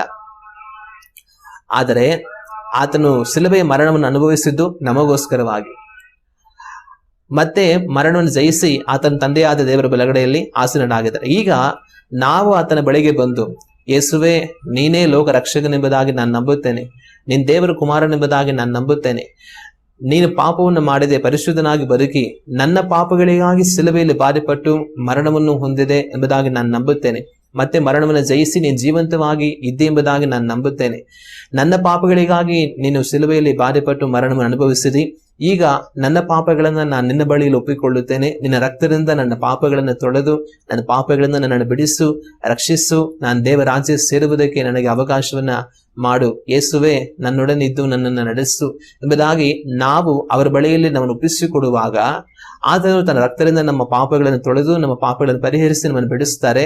ನಮ್ಮ ಪಾಪಗಳಿಂದ ನಮ್ಮನ್ನು ತಪ್ಪಿಸಿ ಅವರು ನಮ್ಮನ್ನು ಕಾದುಕೊಳ್ಳುತ್ತಾರೆ. ಈ ಲೋಕದಲ್ಲಿ ನಾವು ಜೀವಿಸುವಂತಹ ಕಾಲದವರೆಗೂ ಅವರು ನಮ್ಮೊಡನೆ ಇದ್ದು ನಮ್ಮನ್ನ ಬಲಪಡಿಸಿ ನಡೆಸುತ್ತಾರೆ. ಮತ್ತೆ ಈ ಲೋಕದಲ್ಲಿ ನಮ್ಮ ಈ ಒಂದು ಯಾತ್ರೆ ಮುಗಿಯುವಾಗ ನಮ್ಮನ್ನು ಅವರು ಅವ್ರ ರಾಜ್ಯಕ್ಕೆ ಕರೆದೊಯ್ದು ತಂದೆಯ ಮುಂದೆಗಡೆಯಲ್ಲಿ ನಮ್ಮನ್ನು ನಿಲ್ಲಿಸುತ್ತಾರೆ. ಹಲ್ಲೆಲೂಯಾ. ನಾವು ಈ ಲೋಕದಲ್ಲಿ ನಮ್ಮ ಯಾತ್ರೆಯನ್ನ ಮುಂದುವರಿಸುವಂತೆ ತನ್ನ ಆತ್ಮನನ್ನ ನಮಗೆ ಕೊಡುತ್ತಾರೆ. ಪರಿಶುದ್ಧಾತ್ಮರಿಂದ ನಮ್ಮನ್ನು ಅಭಿಷೇಕಿಸಿ ದೇವರ ಆತ್ಮದ ಸಹಾಯದಿಂದ ನಮ್ಮನ್ನ ಕಡೆಯವರೆಗೂ ಆತನ ನಡೆಸುತ್ತಾರೆ. ಒಂದು, ಆತನ ಬರುವಿಕೆ ಸಂಭವಿಸುವುದಕ್ಕಿಂತ ಮುಂಚೆ ಈ ಲೋಕದಲ್ಲಿ ನಮ್ಮ ಆಯುಷ್ ದಿನಗಳು ಮುಗಿದು ಆತನ ನಮ್ಮನ್ನ ಅವರ ರಾಜ್ಯಕ್ಕೆ ಕರೆದುಕೊಂಡು ಹೋಗಬಹುದು. ಅಥವಾ ನಾವಿನ್ನೂ ಬದುಕಿರುವಾಗಲೇ ಯೇಸು ಕ್ರಿಸ್ತನು ತನ್ನ ರಾಜ್ಯದೊಡನೆ ಬಂದು ನಮ್ಮನ್ನ ಆತನ ರಾಜ್ಯದಲ್ಲಿ ಸೇರಿಸಿಕೊಳ್ಳಬಹುದು. ಎರಡರಲ್ಲಿ ಯಾವುದಾದರೂ ಒಂದು ನಮ್ಮ ಜೀವಿತದಲ್ಲಿ ನಡೆಯುತ್ತೆ. ಆಗ ಇದನ್ನ ನಾವು ನಂಬಿ ನಮ್ಮನ್ನ ದೇವರಿಗೆ ಒಪ್ಪಿಸಿಕೊಟ್ಟು ಜೀವಿಸಬೇಕು. ಸುವಾರ್ತೆ ಅಂದ್ರೆ ಇದೆ. ನನ್ನ ಪಾಪಗಳಿಗಾಗಿ ಯೇಸು ಕ್ರಿಸ್ತನು ಬಲಿಯಾದನು, ಆತನ ಮುಖಾಂತರ ನನ್ನ ಪಾಪಗಳಿಂದ ಪರಿಹಾರವಾಯಿತು. ನಾನು ನರಕ ದಂಡನೆಯಿಂದ ತಪ್ಪಿಸಿಕೊಂಡು ಯೇಸು ಕ್ರಿಸ್ತನು ನನಗಾಗಿ ಬಾಧೆ ಅನುಭವಿಸಿದ್ದರಿಂದ ನನಗೆ ಬಿಡುಗಡೆಯಾಗಿ ನಾನು ದೇವರಾಜ್ಯ ಸೇರುವುದಕ್ಕೆ ನನಗೆ ಒಂದು ಅವಕಾಶವಾಯಿತು. ಇದೇ ಸುವಾರ್ತೆ. ಅದನ್ನ ನಾವು ನಂಬಬೇಕು. ಅದರಿಂದ ನಮಗೇನ್ ಪ್ರಯೋಜನ? ಅದರಿಂದ ನಮಗೇನ್ ಪ್ರಯೋಜನ ಅಂದ್ರೆ ನಮ್ಮ ಪಾಪಗಳಿಗೆ ಕ್ಷಮಿಸಲ್ಪಟ್ಟು ಬಿಡುಗಡೆಯಾಗಿ ಒಂದು ದಿವಸ ಈ ಲೋಕದಲ್ಲಿ ನಮ್ಮ ಓಟವನ್ನು ನಾವು ಮುಗಿಸುವಾಗ ನಾವು ಯೇಸು ಕ್ರಿಸ್ತನ ಮುಖಾಂತರ ದೇವರ ರಾಜ್ಯವನ್ನ ಸೇರಿಕೊಳ್ಳುತ್ತೇವೆ, ದೇವರೊಟ್ಟಿಗೆ ಸದಾ ಕಾಲವಿರುತ್ತೇವೆ. ಹಲ್ಲೆಲೂಯಾ. ಇದೇ ಸುವಾರ್ತೆ. ಇದನ್ನ ನಾವು ನಂಬಿ ದೀಕ್ಷಾ ಸ್ನಾನವನ್ನು ಮಾಡಿಸಿಕೊಳ್ಳಬೇಕು. ಅವನು ರಕ್ಷಣೆ ಹೊಂದುವನು ಎಂಬುದಾಗಿ ನಮ್ಮ ಕರ್ತನಾದ ಯೇಸು ಕ್ರಿಸ್ತನು ಶಿಷ್ಯಂದರಿಗೆ ಹೇಳಿ ಹೋದರು. ಆಗ ಯಾರು ದೀಕ್ಷಾ ಸ್ನಾನವನ್ನು ಮಾಡಿಕೊಳ್ಳಬೇಕೆಂಬುದಾಗಿ ಹೇಳಿದ್ರೆ, ಯಾರು ಈ ಸತ್ಯವನ್ನ ನಂಬುತ್ತಾರೋ, ಯೇಸು ಈ ಲೋಕಕ್ಕೆ ಬಂದನು, ನನಗಾಗಿ ಬಾರಿಪಟ್ಟು ಮರಣ ಹೊಂದಿದನು, ಮತ್ತೆ ಮರಣವನ್ನು ಜಯಿಸಿ ತಂದೆಯಾದ ದೇವರ ಬಲಗಡೆಯಲ್ಲಿ ಆಸೀನನಾಗಿದ್ದಾನೆ, ಮತ್ತೆ ಬರುತ್ತಾನೆ, ಆತನಿಂದ ನನ್ನ ಪಾಪಗಳು ಕ್ಷಮಿಸಲ್ಪಟ್ಟಿವೆ, ನಾನು ಪಾಪಿ, ನನ್ನ ಪಾಪಗಳಿಗಾಗಿ ಆತನ ಬಲಿಯಾದ, ನಾನು ನನ್ನ ಪಾಪಗಳನ್ನ ಆತನ ಬಲೆಯಲ್ಲಿ ಅರಿಕೆ ಮಾಡುತ್ತೇನೆ, ಆತನು ತನ್ನ ರಕ್ತದಿಂದ ನನ್ನ ಪಾಪಗಳನ್ನು ತೊಳೆದು ನನ್ನ ಶುದ್ಧೀಕರಿಸಿ ನನ್ನ ಪಾಪಗಳನ್ನು ಬಿಡಿಸಿ ಕಾಯುತ್ತಾನೆ, ನನಗೆ ಪರಲೋಕ ರಾಜ್ಯವನ್ನು ಆತನು ಕೊಡುತ್ತಾನೆ, ಆತನ ಮುಖಾಂತರ ನಾನು ದೇವರ ರಾಜ್ಯವನ್ನು ಸೇರುತ್ತೇನೆ ಎಂಬುದಾಗಿ, ಇನ್ನು ನನ್ನನ್ನು ನಾನು ದೇವರಿಗೆ ಒಪ್ಪಿಸಿಕೊಟ್ಟು ದೇವರ ವಾಕ್ಯದ ಪ್ರಕಾರ ನಾನು ಜೀವಿಸುತ್ತೇನೆ ಎಂಬುದಾಗಿ ಯಾರು ತೀರ್ಮಾನ ಮಾಡುತ್ತಾರೋ, ಯಾರು ಇದನ್ನೆಲ್ಲ ನಂಬುತ್ತಾರೋ ಅವರು ದೀಕ್ಷಾ ಸ್ಥಾನವನ್ನ ಪಡೆದುಕೊಳ್ಳಬೇಕು. ಸುವಾರ್ತೆಯನ್ನ ನಂಬಿ ನಾವು ದೀಕ್ಷಾ ಸ್ಥಾನವನ್ನು ಪಡೆದುಕೊಳ್ಳಬೇಕು. ಆದ್ರೆ ಸುವಾರ್ತೆಯನ್ನ ನಂಬದೆ ದೀಕ್ಷಾ ಸ್ಥಾನವನ್ನು ಪಡೆದುಕೊಳ್ಳುವುದರಿಂದ ಯಾವ ಪ್ರಯೋಜನವಿಲ್ಲ. ನಂಬಿಕೆ ನಂತರ ದೀಕ್ಷಾ ಸ್ಥಾನ ಬರುತ್ತೆ, ದೀಕ್ಷಾ ಸ್ಥಾನ ಆಗಿ ಆನಂತರ ನಂಬಿಕೆ ಅನ್ನೋದು ಬರೋದಿಲ್ಲ. ಆ ರೀತಿ ಬರುವಂತ ದೀಕ್ಷಾ ಸ್ಥಾನಕ್ಕೆ ಅರ್ಥನೇ ಇರೋದಿಲ್ಲ. ಅದರಿಂದ ನಾವು ಮೊದಲು ನಂಬಿ ಆನಂತರ ದೀಕ್ಷಾ ಸ್ಥಾನವನ್ನ ಪಡೆದುಕೊಳ್ಳಬೇಕು. ಎರಡನೇದಾಗಿ ಯಾರು ದೀಕ್ಷಾ ಸ್ಥಾನವನ್ನು ಪಡೆದುಕೊಳ್ಳಬೇಕು ಅಂತಂದ್ರೆ, ದೇವರ ವಾಕ್ಯವನ್ನ ನಾವು ಓದಿ ನೋಡುವಾಗ ಮತ್ತಾಯನು ಬರೆದಂತ ಸುವಾರ್ತೆ 3ನೇ ಅಧ್ಯಾಯ ವಾಕ್ಯಗಳು 7ರಿಂದ 8ರವರೆಗೂ ನಾವು ಓದಿದರೆ ಈ ವಾಕ್ಯಗಳು ಈ ರೀತಿಯಾಗಿದೆ. ಆದರೆ ಅವನು ಫರಿಸಾಯರಲ್ಲಿಯೂ ಸದ್ದುಕಾಯರಲ್ಲಿಯೂ ಅನೇಕರು ತನ್ನಿಂದ ಸ್ನಾನ ಮಾಡಿಸಿಕೊಳ್ಳುವುದಕ್ಕೆ ಬರುವುದನ್ನು ಕಂಡು ಅವರಿಗೆ, ಎಲೈ ಸರ್ಪಜಾತಿಯವರೇ, ಮುಂದೆ ಕಾಣಬರುವ ದೇವಕೋಪದಿಂದ ತಪ್ಪಿಸಿಕೊಳ್ಳುವುದಕ್ಕೆ ನಿಮಗೆ ಉಪದೇಶ ಮಾಡಿದವರು ಯಾರು? ಹಾಗಾದರೆ ನಿಮ್ಮ ಮನಸ್ಸು ದೇವರ ಕಡೆಗೆ ತಿರುಗಿತೆಂಬುದನ್ನು ತಕ್ಕ ಫಲದಿಂದ ತೋರಿಸಿರಿ. ಸ್ನಾನಿಕನಾದ ಯೋಹಾನನು ಅವರು ಸೇವೆ ಮಾಡುತ್ತಾ ಜನಗಳು ಅವರ ಬಳಿಗೆ ಬರುವಂತವರಿಗೆಲ್ಲ ಅವರು ದೀಕ್ಷಾ ಸ್ಥಾನವನ್ನು ಕೊಡಿಸುತ್ತಾ ಇರ್ತಾರೆ. ಆ ಸಮಯದಲ್ಲಿ ಶಾಸ್ತ್ರಿಗಳು, ಫರಿಸಾಯರು, ಸದ್ದುಕಾಯರು ಇವರು ಸಹ ಸ್ನಾನವನ್ನು ಮಾಡಿಸಿಕೊಳ್ಳುವುದಕ್ಕಾಗಿ ಬರುತ್ತಾರೆ. ಬಂದಾಗ ಅವರು ಬಂದ ಒಡನೆ ಸ್ನಾನಿಕನಾದ ಯೋಹಾನನು, ಬನ್ನಿ ಬನ್ನಿ ನಿಮಗೂ ದೀಕ್ಷಾ ಸ್ಥಾನವನ್ನು ಕೊಡಿಸುತ್ತೇನೆ ಅಂತ ಹೇಳಿ, ನಾನು ಶಾಸ್ತ್ರಿಗಳಿಗೆ, ಫರಿಸಾಯರಿಗೆ, ಸದ್ದುಕಾಯರಿಗೆಲ್ಲ ನಾನು ದೀಕ್ಷಾ ಸ್ಥಾನವನ್ನು ಕೊಟ್ಟೆ ಎಂಬುದಾಗಿ ಹೇಳ್ಕೊಳ್ತೀನಿ ಅಂತ ತಾನು ಕೆಲಸವನ್ನು ಮಾಡಲಿಲ್ಲ. ಆದ್ರೆ ಸ್ನಾನಿಕನಾದ ಯೋಹಾನ ಏನ್ ಮಾಡ್ತಾರೆ, ಮುಂದೆ ಬರುವಂತ ದೈವ ಕೋಪದಿಂದ ತಪ್ಪಿಸಿಕೊಳ್ಳುವುದಕ್ಕೆ ನಿಮಗೆ ಬೋಧಿಸುವರು ಯಾರು? ಹಂಗಂದ್ರೆ ನಾವು ಈ ರೀತಿಯಾಗಿ ದೇವರ ಚಿತ್ತಕ್ಕೆ ನಮ್ಮನ್ನು ಒಪ್ಪಿಸಿಕೊಟ್ಟು ದೀಕ್ಷಾ ಸ್ಥಾನವನ್ನು ಪಡೆದು ನಾವು ಜೀವಿಸಲಿಲ್ಲ ಅಂದ್ರೆ ಮುಂದೆ ದೈವ ಕೋಪ ಇದೆ. ದೈವ ಕೋಪ ಅಂದ್ರೆ ಏನು? ನರಕ ದಂಡನೆ ನಮಗೆ ಎದುರಾಗುತ್ತೆ. ಆದ್ರೆ ಅದರಿಂದ ತಪ್ಪಿಸಿಕೊಳ್ಳುವುದಕ್ಕೋಸ್ಕರನೇ ನೀವು ದೇವರ ವಾಕ್ಯವನ್ನು ಕೇಳಿ ದೀಕ್ಷಾ ಸ್ಥಾನವನ್ನು ಪಡೆಯಬೇಕೆಂಬುದಾಗಿ ನಿಮಗೆ ಬೋಧಿಸಲ್ಪಡುತ್ತಾ ಇದೆ. ಹಾಗಾದ್ರೆ ನೀವು ಬಂದಿದ್ದೀರಾ, ಇದರ ಮುಂದೆ ದೈವ ಕೋಪವನ್ನು ತಪ್ಪಿಸಲ್ಪಡಬೇಕೆಂಬುದಾಗಿ ಈಗ ಬಂದಿದ್ದೀರಾ. ಆದ್ರೆ ಈ ರೀತಿ ಬರೋದಕ್ಕೆ ನಿಮ್ಗೆ ಯಾರು ಹೇಳ್ಕೊಟ್ರು? ಸರಿ ಆಯ್ತು, ನೀವು ಬಂದಿದ್ದೀರಾ, ಆದರೆ ನೀವು ಬಂದಂತ ನೀವು ನಿಮ್ಮ ಮನಸ್ಸು ದೇವರ ಕಡೆಗೆ ತಿರುಗಿದೆ ಅನ್ನೋದನ್ನ ತಕ್ಕ ಫಲದಿಂದ ತೋರಿಸಿರಿ. ದೀಕ್ಷಾ ಸ್ಥಾನವನ್ನು ತೆಗೆದುಕೊಳ್ಬೇಕಂತ ಬಂದಿದ್ದೀರಾ, ಸರಿ ಆಯ್ತು, ಆದರೆ ನಿಮ್ಮ ಮನಸ್ಸು ದೇವರ ಕಡೆಗೆ ತಿರುಗಿದೆಯಾ ಅಥವಾ ತಿರುಗಿದೆ ಅನ್ನೋದನ್ನ ತಕ್ಕ ಫಲದಿಂದ ನೀವು ತೋರಿಸಬೇಕು ಅಂತ ಯೋಹಾನನು ತನಗೆ ಹೇಳುವುದನ್ನು ನಾವು ಕಾಣ್ತೀವಿ. ಹಂಗಂದ್ರೆ ದೇವರ ಕಡೆಗೆ ಯಾರ ಮನಸ್ಸು ತಿರುಗಿದೆಯೋ ಅವರು ದೀಕ್ಷಾಸ್ಥಾನವನ್ನು ಪಡೆಯಬೇಕು. ಯಾರು ದೇವರಿಗೆ ತಕ್ಕ ಫಲವನ್ನ ಕೊಡುವುದಕ್ಕೆ ಸಿದ್ಧರಿದ್ದಾರೋ ಅವರು ದೀಕ್ಷಾಸ್ಥಾನವನ್ನು ಪಡೆಯಬೇಕು. ಹಂಗಂದ್ರೆ ಅರ್ಥ ಏನು? ನಾವು ದೇವರ ಕಡೆಗೆ ತಿರುಗುವಂಥದ್ದು, ತಕ್ಕ ಫಲವನ್ನು ಕೊಡುವಂಥದ್ದು, ಹಂಗಂದ್ರೆ ಅರ್ಥ ಏನು? ಹಂಗಂದ್ರೆ ನಾವು ಇನ್ನ ಪಾಪದಲ್ಲಿ ಇದುವರೆಗೂ ನಾವು ಬದುಕ್ತಾ ಇದ್ವಿ, ನಮ್ಮ ಇಷ್ಟಾನುಸಾರ ನಾವು ಬದುಕ್ತಾ ಇದ್ವಿ. ಆದ್ರೆ ಇನ್ನು ಮುಂದೆ ಲೋಕದ ಎಲ್ಲಾ ಪಾಪವನ್ನು ನಾವು ಬಿಟ್ಟು, ನಮ್ಮ ಇಷ್ಟಾನುಸಾರಗಳನ್ನೆಲ್ಲ ನಾವು ಬಿಟ್ಟು ದೇವರ ವಾಕ್ಯವನ್ನು ಓದಿ ದೇವರ ವಾಕ್ಯಕ್ಕೆ ನಾವು ಒಪ್ಪಿಸಿಕೊಟ್ಟು ದೇವರ ವಾಕ್ಯದಂತೆ ನಾವು ಪರಿಶುದ್ಧರಾಗಿಯೂ ನೀತಿವಂತರಾಗಿಯೂ ದೇವರು ಇಷ್ಟಪಡೋ ಹಾಗೆ ನಾವು ಜೀವಿಸ್ತೇವೆ, ದೇವರ ಚಿತ್ತದಂತೆ ನಾವು ಬದುಕ್ತೇವೆ, ದೇವರ ವಾಕ್ಯವನ್ನು ಕೈಗೊಂಡು ನಾವು ದೇವರಿಗೆ ಭಯಪಟ್ಟು ಇನ್ನು ನಾವು ಜೀವಿಸ್ತೇವೆ ಅಂತ ಹೇಳಿ ಯಾರು ತೀರ್ಮಾನ ಮಾಡಿದಾರೋ, ದೇವರು ಇಷ್ಟಪಡುವ ರೀತಿಯಲ್ಲೆಲ್ಲ ಬದುಕಿ ಒಳ್ಳೆಯ ಫಲವನ್ನು ಕೊಟ್ಟು ಯಾರು ದೇವರನ್ನು ಮಹಿಮೆ ಪಡಿಸುವುದಕ್ಕೆ ಸಿದ್ಧರಿದ್ದಾರೋ, ದೇವರ ವಾಕ್ಯವನ್ನು ಕೈಗೊಂಡು ನಡೆಯುವಂತೆ ಯಾರು ದೇವರ ಕಡೆಗೆ ತಮ್ಮನ್ನು ತಿರುಗಿಸಿಕೊಂಡಿದ್ದಾರೋ ಅವರು ದೀಕ್ಷಾ ಸ್ನಾನವನ್ನ ಪಡೆಯಬೇಕು. ಅದನ್ನ ಇಲ್ಲಿ ಸ್ನಾನಿಕನಾದ ಯೋಹಾನನು ಆ ಜನಗಳಿಗೆ, ನಿಮ್ಮ ಮನಸ್ಸು ದೇವರ ಕಡೆಗೆ ತಿರುಗಿದೆಯಾ, ತಕ್ಕ ಫಲದಿಂದ ನೀವು ಅದನ್ನು ತೋರಿಸ್ತೀರಿ ಎಂಬುದಾಗಿ ತಾನು ಬೋಧನೆ ಮಾಡುವುದನ್ನ ನಾವು ಕಾಣ್ತೇವೆ. ಆಗ ದೀಕ್ಷಾ ಸ್ನಾನವನ್ನು ಯಾರು ಪಡೆಯಬೇಕು? ಯಾರ ಮನಸ್ಸು ದೇವರ ಕಡೆಗೆ ತಿರುಗಿದೆಯೋ, ಯಾರು ತಕ್ಕ ಫಲಗಳಿಂದ ದೇವರನ್ನು ಮಹಿಮೆ ಪಡಿಸುವುದಕ್ಕೆ ಸಿದ್ಧರಿದ್ದಾರೋ ಅವರು ದೀಕ್ಷಾ ಸ್ನಾನವನ್ನ ಪಡೆಯಬೇಕು. ಮತ್ತು ಇನ್ನೂ ಯಾರು ದೀಕ್ಷಾ ಸ್ನಾನವನ್ನ ಪಡೆಯಬಹುದು ಅಂತ ಹೇಳಿದ್ರೆ, ಅವರು ಸ್ವಂತ ಇಷ್ಟರಿಂದ ಮುಂದೆ ಬಂದು ದೀಕ್ಷಾ ಸ್ನಾನವನ್ನ ಪಡೆಯುವಂತವರುಗಳು. ನಾವು ದೇವರ ವಾಕ್ಯವನ್ನ ಓದಿ ನೋಡಿದರೆ, ಅದೇ ಮತ್ತಾಯನು ಬರೆದ ಸುವಾರ್ತೆ 3ನೇ ಅಧ್ಯಾಯ ವಾಕ್ಯಗಳು 1ರಿಂದ ನಾವು ಓದಿ ನೋಡುವಾಗ ಈ ವಾಕ್ಯಗಳಲ್ಲಿ ಈ ರೀತಿಯಾಗಿದೆ. ಆ ದಿನಗಳಲ್ಲಿ ಸ್ಥಾನಿಕನಾದ ಯೋಹಾನನು, ಪರಲೋಕ ರಾಜ್ಯವು ಸಮೀಪವಾಯಿತು, ದೇವರ ಕಡೆಗೆ ತಿರುಗಿಕೊಳ್ಳಿರಿ ಎಂದು ಯೂದಾಯದ ಅಡವಿಯಲ್ಲಿ ಸಾರಿ ಹೇಳುತ್ತಾ ಬಂದನು. ಯೋಹಾನನು ಜನಗಳಿಗೆ ದೇವರ ವಾಕ್ಯವನ್ನು ಬೋಧನೆ ಮಾಡುತ್ತಾ, ಪರಲೋಕ ರಾಜ್ಯ ಸಮೀಪವಾಯಿತು, ದೇವರ ಕಡೆಗೆ ತಿರುಗಿಕೊಳ್ಳಿರಿ ಅಂತ ಎಲ್ಲರಿಗೂ ಬೋಧನೆ ಮಾಡಿ ಬಂದ್ರು.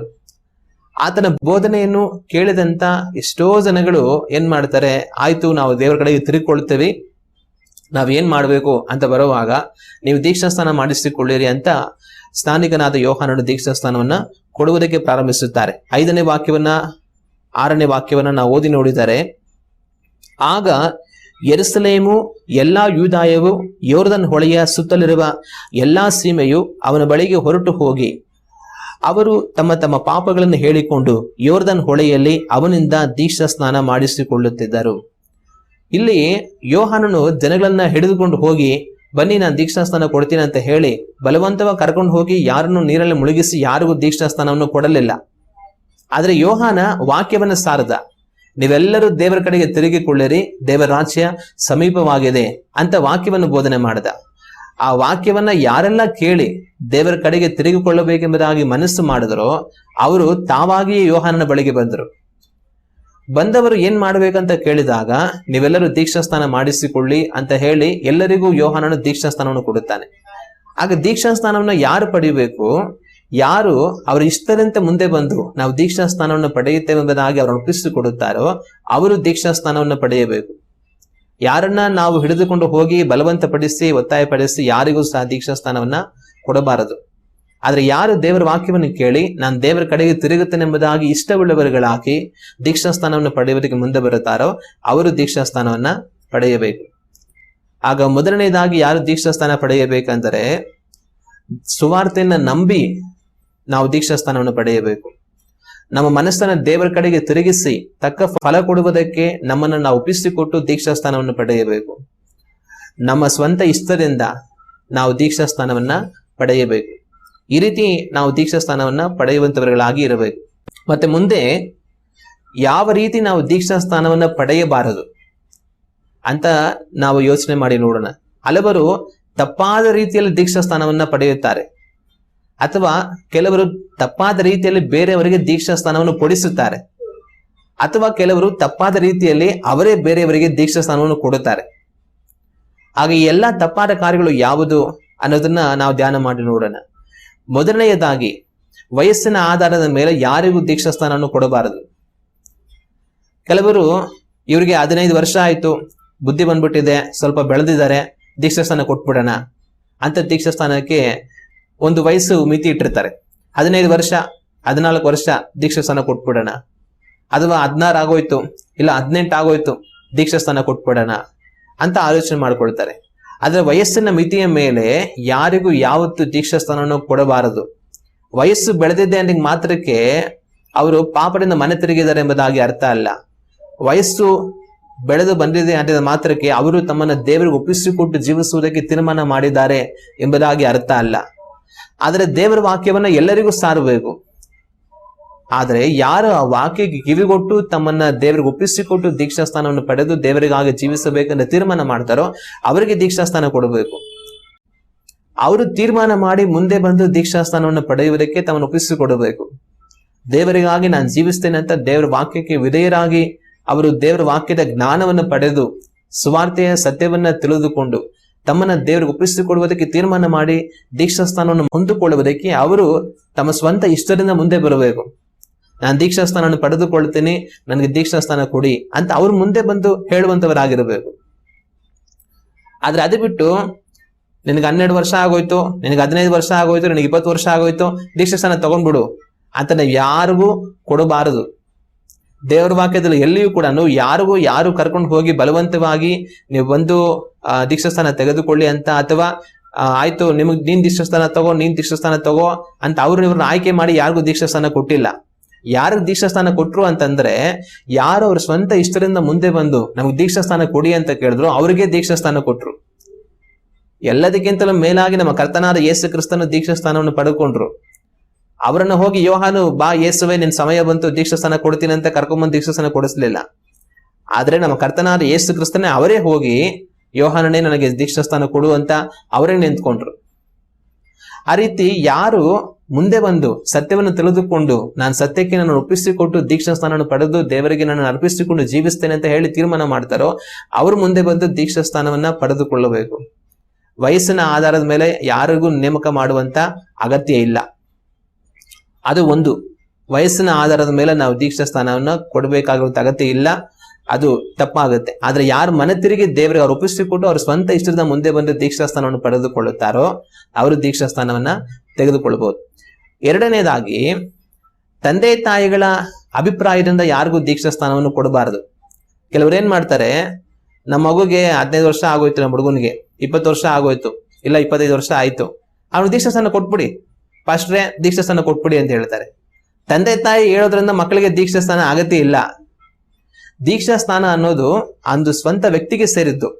ಆ ವ್ಯಕ್ತಿ ತನ್ನ ಮನಸ್ಸಿನಲ್ಲಿ ನಾನ್ ಪಾಪಿ, ಆದ್ರೆ ದೇವರು ನನ್ನ ಪಾಪಗಳಿಗಾಗಿ ಸಿಲುಬೆಯಲ್ಲಿ ಬಲಿಯಾದ್ರು, ಆತನ ಮುಖಾಂತರ ನನ್ನ ಪಾಪದಿಂದ ಬಿಡುಗಡೆಯಾಗಿ ನನ್ನ ರಕ್ಷಣೆ ಆಯಿತು, ನನ್ನನ್ನು ನಾನು ದೇವರಿಗೆ ಒಪ್ಪಿಸಿಕೊಟ್ಟು ಜೀವಿಸುತ್ತೇನೆ ಅಂತ ಆ ವ್ಯಕ್ತಿ ತೀರ್ಮಾನ ಮಾಡಿ ಪಡೆಯುವಂಥದ್ದು ದೀಕ್ಷಾಸ್ನಾನ. ಅದು ಪರಲೋಕದಲ್ಲಿ ಎಣಿಸಲ್ಪಡುತ್ತೆ. ಅದು ಅವನನ್ನ ದೇವರ ರಾಜ್ಯಕ್ಕೆ ಬಾಧ್ಯನನ್ನಾಗಿ ಮಾಡುತ್ತೆ. ಅದು ಅವನ ರಕ್ಷಣೆ ಹೊಂದಿದವನನ್ನಾಗಿ ಮಾಡುತ್ತೆ.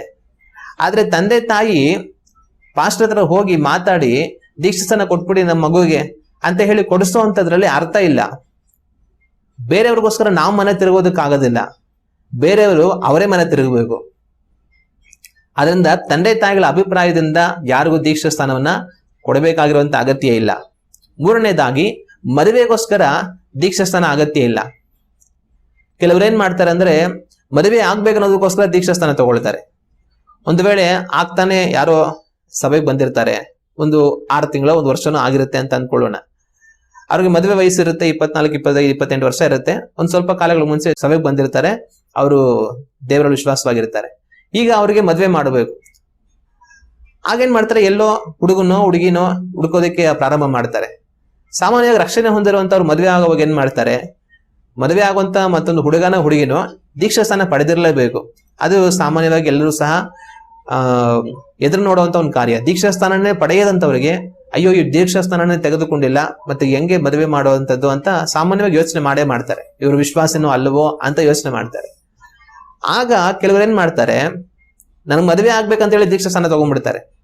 ಅಥವಾ ತಂದೆ ತಾಯಿ ಮದುವೆ ಆಗ್ಬೇಕು, ಇನ್ನ ಯಾರಿಗಾರು ಮದುವೆ ಮಾಡಿಸ್ಬೇಕು ತಾನೆ, ದೀಕ್ಷಾಸ್ಥಾನ ಇಲ್ಲಾಂದ್ರೆ ಹೆಂಗೆ ಬೇರೆಯವ್ರು ಒಪ್ಕೊಂತಾರೆ, ದೀಕ್ಷಾಸ್ಥಾನ ಕೊಟ್ಬಿಡಿ ಅಂತ ದೀಕ್ಷಾಸ್ಥಾನ ಕೊಡ್ತಾರೆ. ಆದ್ರೆ ಪಾಸ್ಟರ್ ಕೂಡ ಅವ್ರಿಗೆ ಹುಡುಗನ್ ನೋಡ್ಬೇಕಿಲ್ಲ ಹುಡುಗಿ ನೋಡ್ಬೇಕು, ದೀಕ್ಷಾಸ್ಥಾನ ಕೊಟ್ರೆ ಮದುವೆ ಮಾಡಕ್ಕಾಗೋದು, ದೀಕ್ಷಾಸ್ಥಾನ ಕೊಟ್ಬಿಡೋಣ ಆಮೇಲೆ ಮದುವೆ ಸೆಟ್ ಆಗುತ್ತೆ ಅಂತ ಅವರು ಮದುವೆಗೋಸ್ಕರ ದೀಕ್ಷಾಸ್ನಾನ ಕೊಡ್ತಾರೆ. ಇದು ಶುದ್ಧವಾದ ತಪ್ಪಾದ ಕಾರ್ಯ.